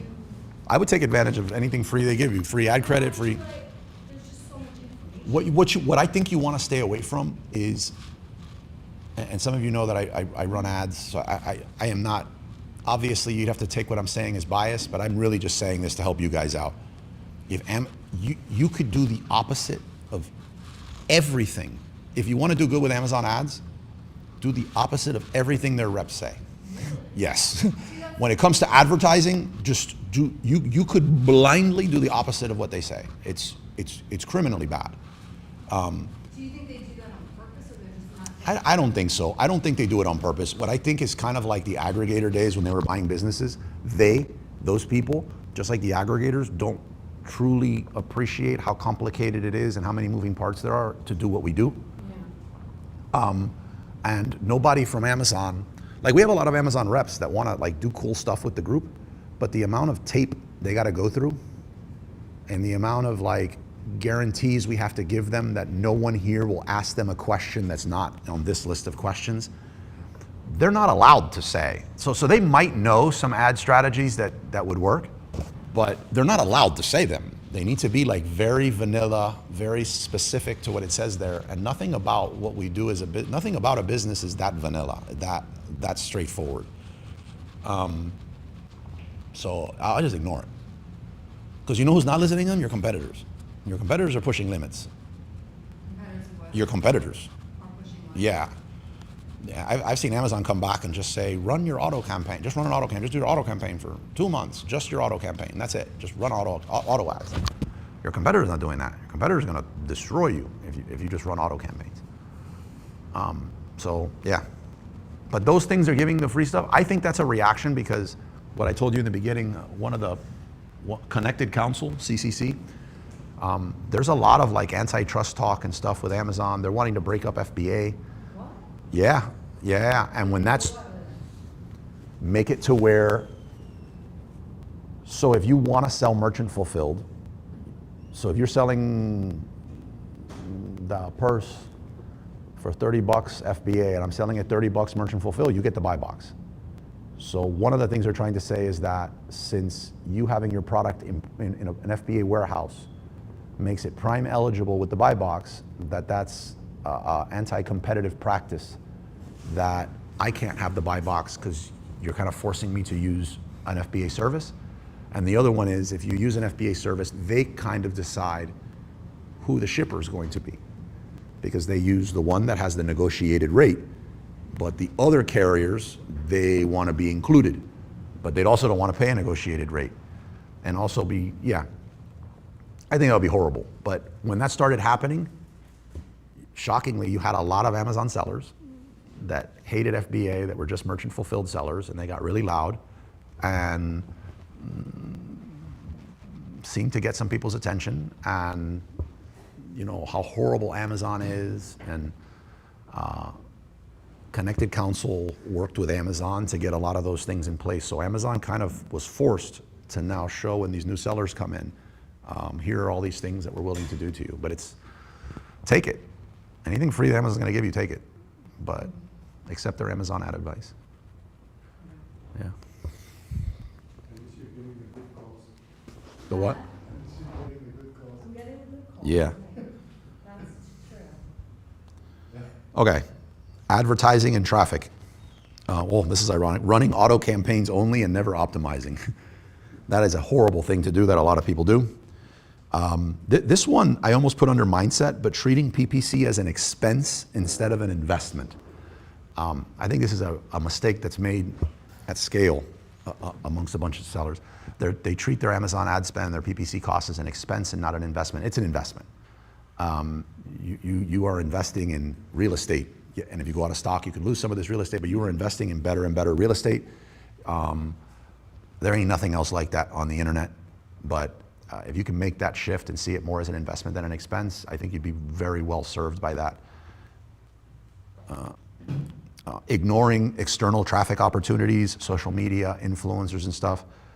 I wouldn't have added this one in 4 years ago. But this is a big one now with TikTok, with Levanta, with Wayward. Wayward's great. With all these different opportunities we have now as a brand to be able to work with influencers, there's Shopify, how easy it's set up, you know, buy with Prime that we can connect with Amazon and Shopify. There's absolutely no reason to not have a Shopify site anymore and to be working with influencers and UGC creators. On the operation and logistics side, I have choosing your suppliers on price only, not reliability or quality. I went back and looked because I think it was Ramon, who's not here today. He's one of my best friends. He accuses me of overpaying for stuff intentionally because I made this comment of when I go to buy some, I don't want to overpay for anything intentionally. Have found cheap to be very expensive in a lot of cases, especially in business. So sometimes if it's something important that I want, even when I shop on Amazon, I'm like the only idiot out there that searches for something and then goes down to the filter and drags it to the price, like a higher price. like for certain things. No, that's not, a Right. bad And it's just the stuff, I find that I'm not replacing stuff all the time, and it works better. But then I went back and was like, if somebody gives me some constructive criticism, I like to just fact check it. Like, is it true? Like, especially if I can save money. And I looked at, the people that I use for logistics, the people that I use for inspections,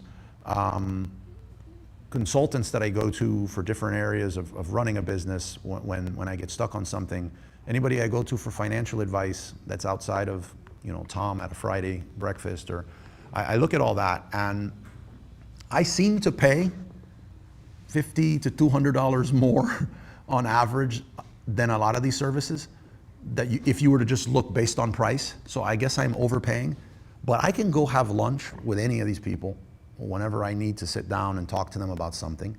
I place a lot of value in that. The quality of their service is also above what a lot of their competitors have. I think that's worth it in our business. I think there's times where we should be saving money, but there's a lot of oh, here he goes, he's gonna kill me. There's a lot of other areas of our business, that we, save on your paper clips and all that. But no, there's certain areas you don't wanna, that you probably shouldn't be attempting to skimp money on, like like your product images. This is now not the time to go get one of these random neighbors who, just got a new Galaxy whatever phone to like start shooting your main images, right? Like invest in a product photographer. I'm with you on that. We agree on something. I actually, the question is that, What do I think about overpaying? like they ask you for 100, you give 2. Oh, what do you mean? Do I do that? No, what do you think about that? Have you went through that situation where somebody asked for 100 and then you, or like a customer, client, you ask them, or they ask you for let's say 1,000 and you did 1,500. Yeah. No. So if I've ever worked with somebody and I asked them what would they charge and they said 1,000 and I gave them 1,500, I can't. I've been known to tip somebody or to show appreciation where necessary, or I feel like if we exceeded the scope of what we agreed on, to be clear that I'm not abusive of their time and that I see what's going on and I know I want to keep going back here and I don't want you to be running from me, like I'll initiate it, on their own, Don't you think that when you do that, you kind of, You open the door to get abused. no, not actually, the other way. I mean, if this, whatever place you paying for is again, looking always for abusing and not helping, that's there. I feel like that's on them, Yeah. But I feel like when you sometimes overpay, they put you in a, like as a favorite client. Yeah, I do. If I'm working with someone and I know I want to be working with you for a while, I want to make our interactions the most pleasant, the most efficient, the most memorable. I think we should all strive to do something like that. And if I can get there with some extra money, yes. I'll tell you what I won't do. If I'm working with someone and we're going to be vendors and I have an idea of what the average price is on something, and let's say that's $1,000, and you quote me $400, I won't work with you. Like, that set off every red flag in my book. Say that again? Let's say that I'm going into I'm looking for a service, and this has happened to me a lot. Like if I'm going to work with somebody, it could be anything, and I'm like, I have an idea of how many times per week or per month that we're going to work together, or how often I'm going to need you, the amount of effort that goes into what is needed to accomplish that thing. I've done some research and I realize this should run me about, you're saying 1,000, so let's say $1,000 a month.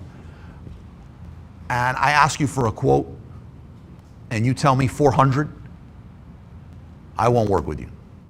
Like I'm not looking for a one-off. I don't think you understand how to value your time.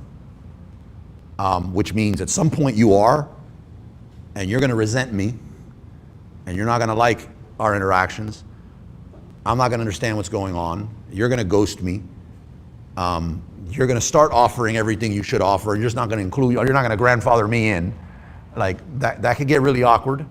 So I don't wanna do it. I also don't like, free one-time lifetime deal on software. Like AppSumo does it. But when I go back and look at these AppSumo softwares that I've gotten over the years for like $39 free for life, right? I immediately know this thing's not gonna last forever, you know? Like you can't reinvest in your business at that rate. You know, like you're gonna disappear at some point. You don't have enough to become better, to improve your customer service. You're not gonna grow with me. I stay away from that. To me, I also don't buy a product on Amazon that has 5,000 reviews, all 5 stars. I'm like, no. That doesn't work like that. Nobody leaves that. They're not all 5 stars. That's not legit, you know? Are there products like that? Yeah, there are. But if I see that, I'm just like, the example I like to give is when I was, one of my brands of humidors, cigar humidors, it was beautiful humidor, 125 count cigar humidor. It's called the Exotica. It had this black and gold piano gloss finish. It was amazing. And somebody from Europe bought this thing and they paid a bunch in shipping. I went in there and be like, hey, I'm lowering your shipping because it was automatically calculated. I did everything to make this a great experience. And this person left me a 1-star review that was like 6 paragraphs long. And this is what happened. This is a cigar humidor. This guy breeds parrots. And he uses humidors as coffins for his parrots. And apparently this one parrot was extra tall and didn't fit in the humidor. And he left me a negative review. So if I'm gonna have a 1-star review because of some maniac who buries parrots, and you know what I mean? On my cigar humidors, there's no way you have 5,000 5-star review. You don't have a single 4-star review in there? You don't have a single 1-star review in there? I know there's crazy people in the world that would have left you a negative review. And you have moving parts in your product and it plugs in and people drink it, or no. That's all BS. I'm not doing that. I'm not gonna get sucked into that. That's how I look at it. What about free meetups? What do I think about free meetups?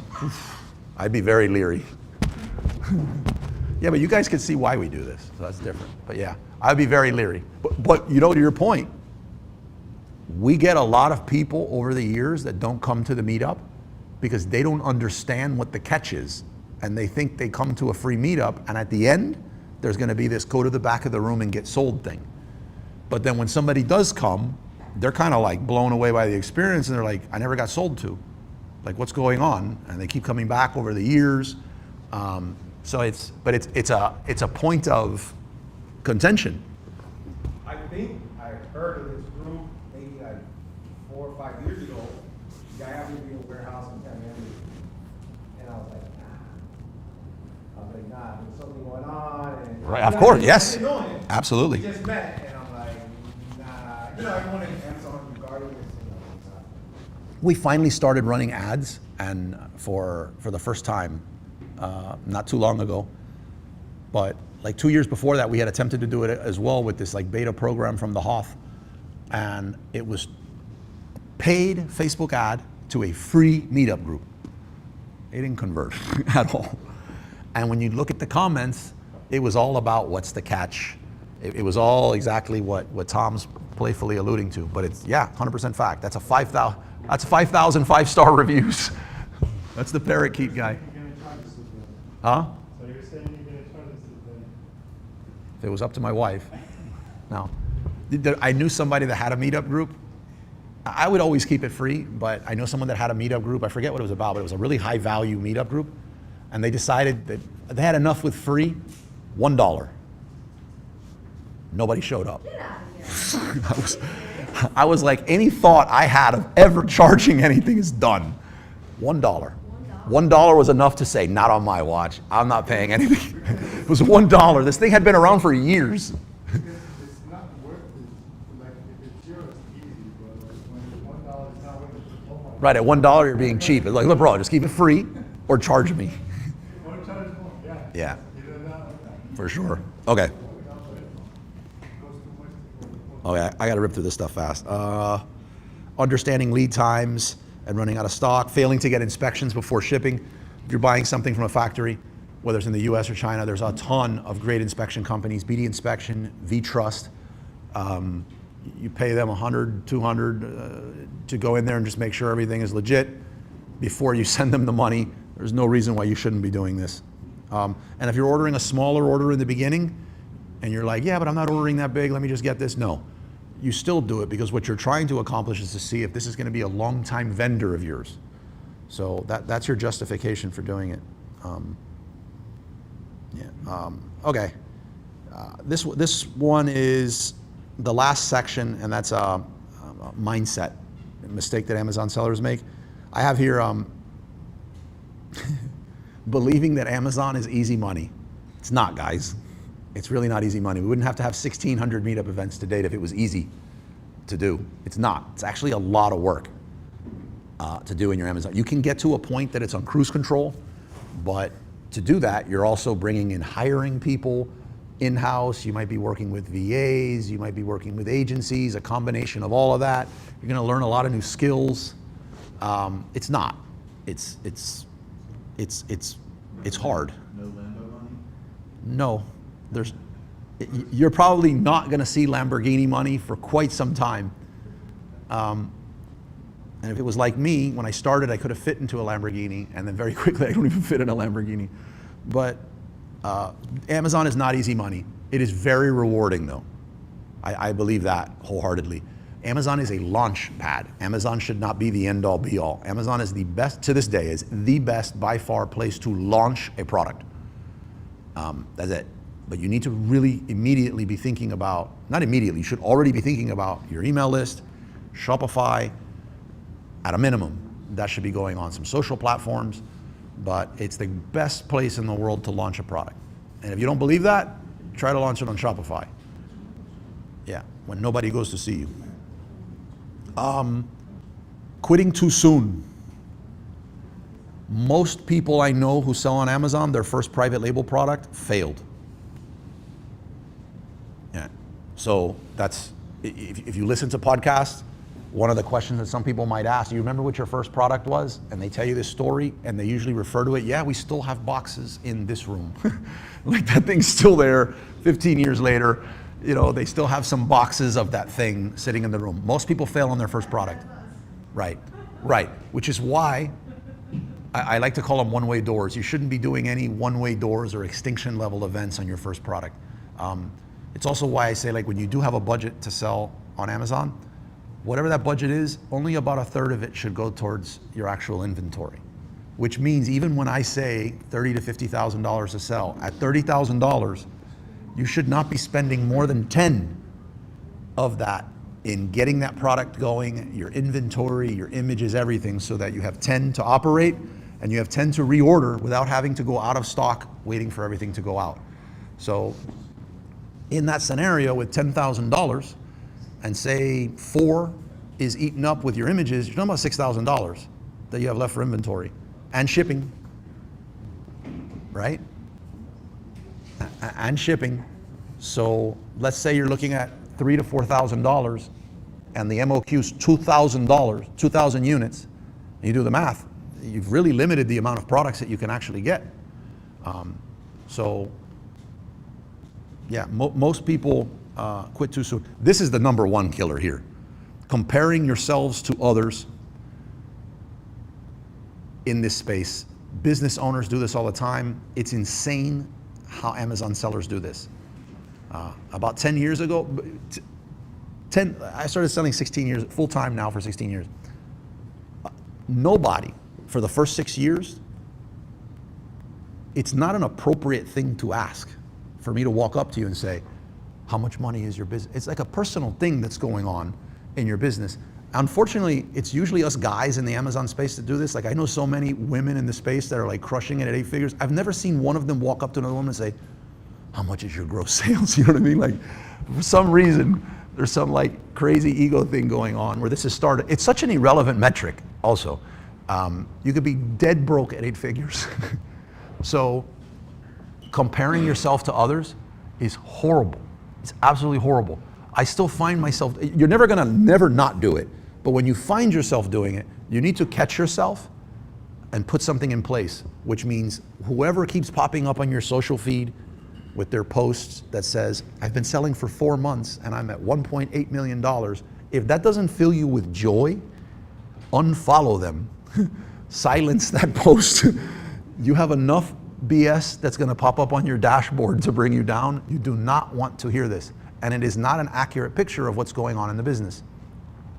Some of you have heard me say this before, but when I first hit 8 figures in sales on Amazon, and I was with my ex had left me, but I was one of my exes in between my main ex.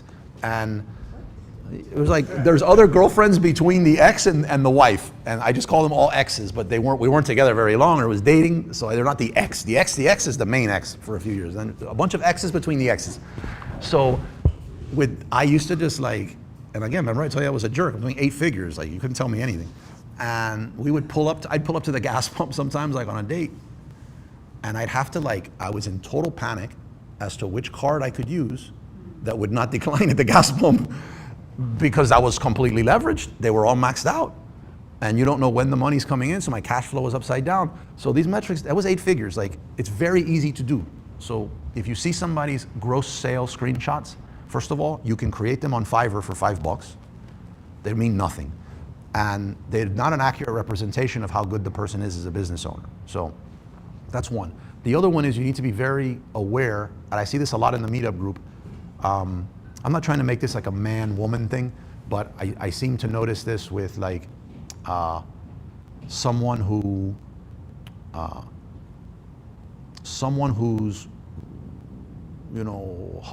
let's say a husband or a wife, or a husband-wife, both doing their own thing, both raising a whole bunch of kids, both taking care of a family member and a sick dog and like all this other stuff that's going on. And they're comparing themselves to someone who's been selling successfully for 14 years, has no kids, and can afford to put 80 hours a week just into this business.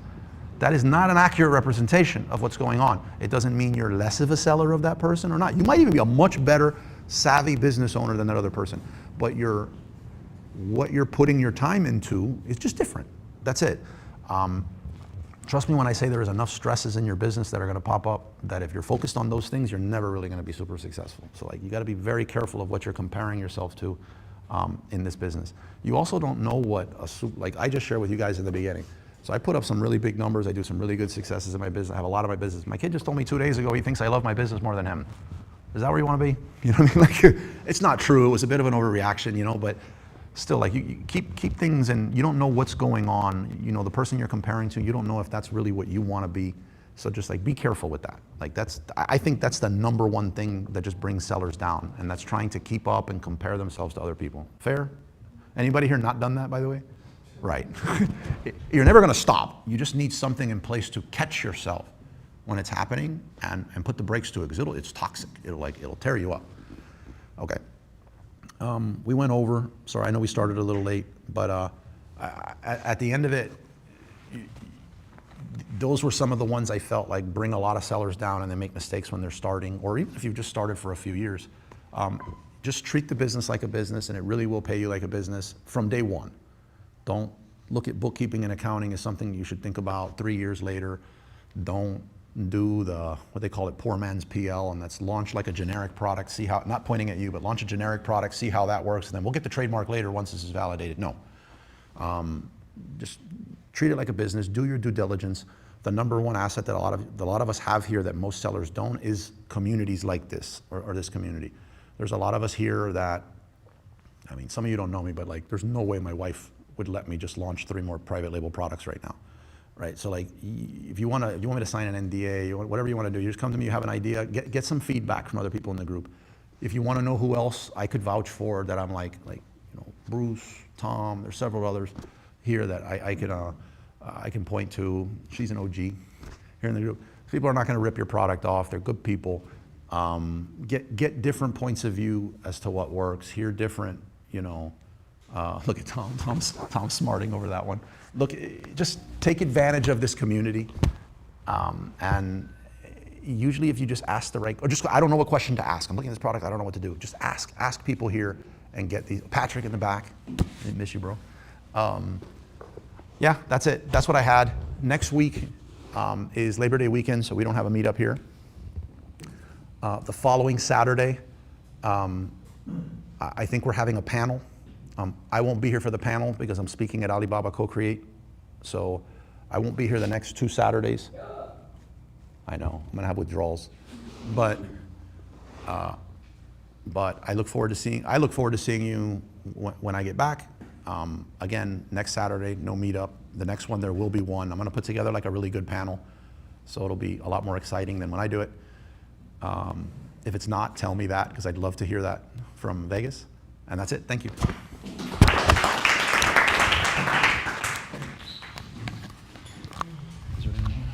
Oh, Raul's there. What's up, Raul?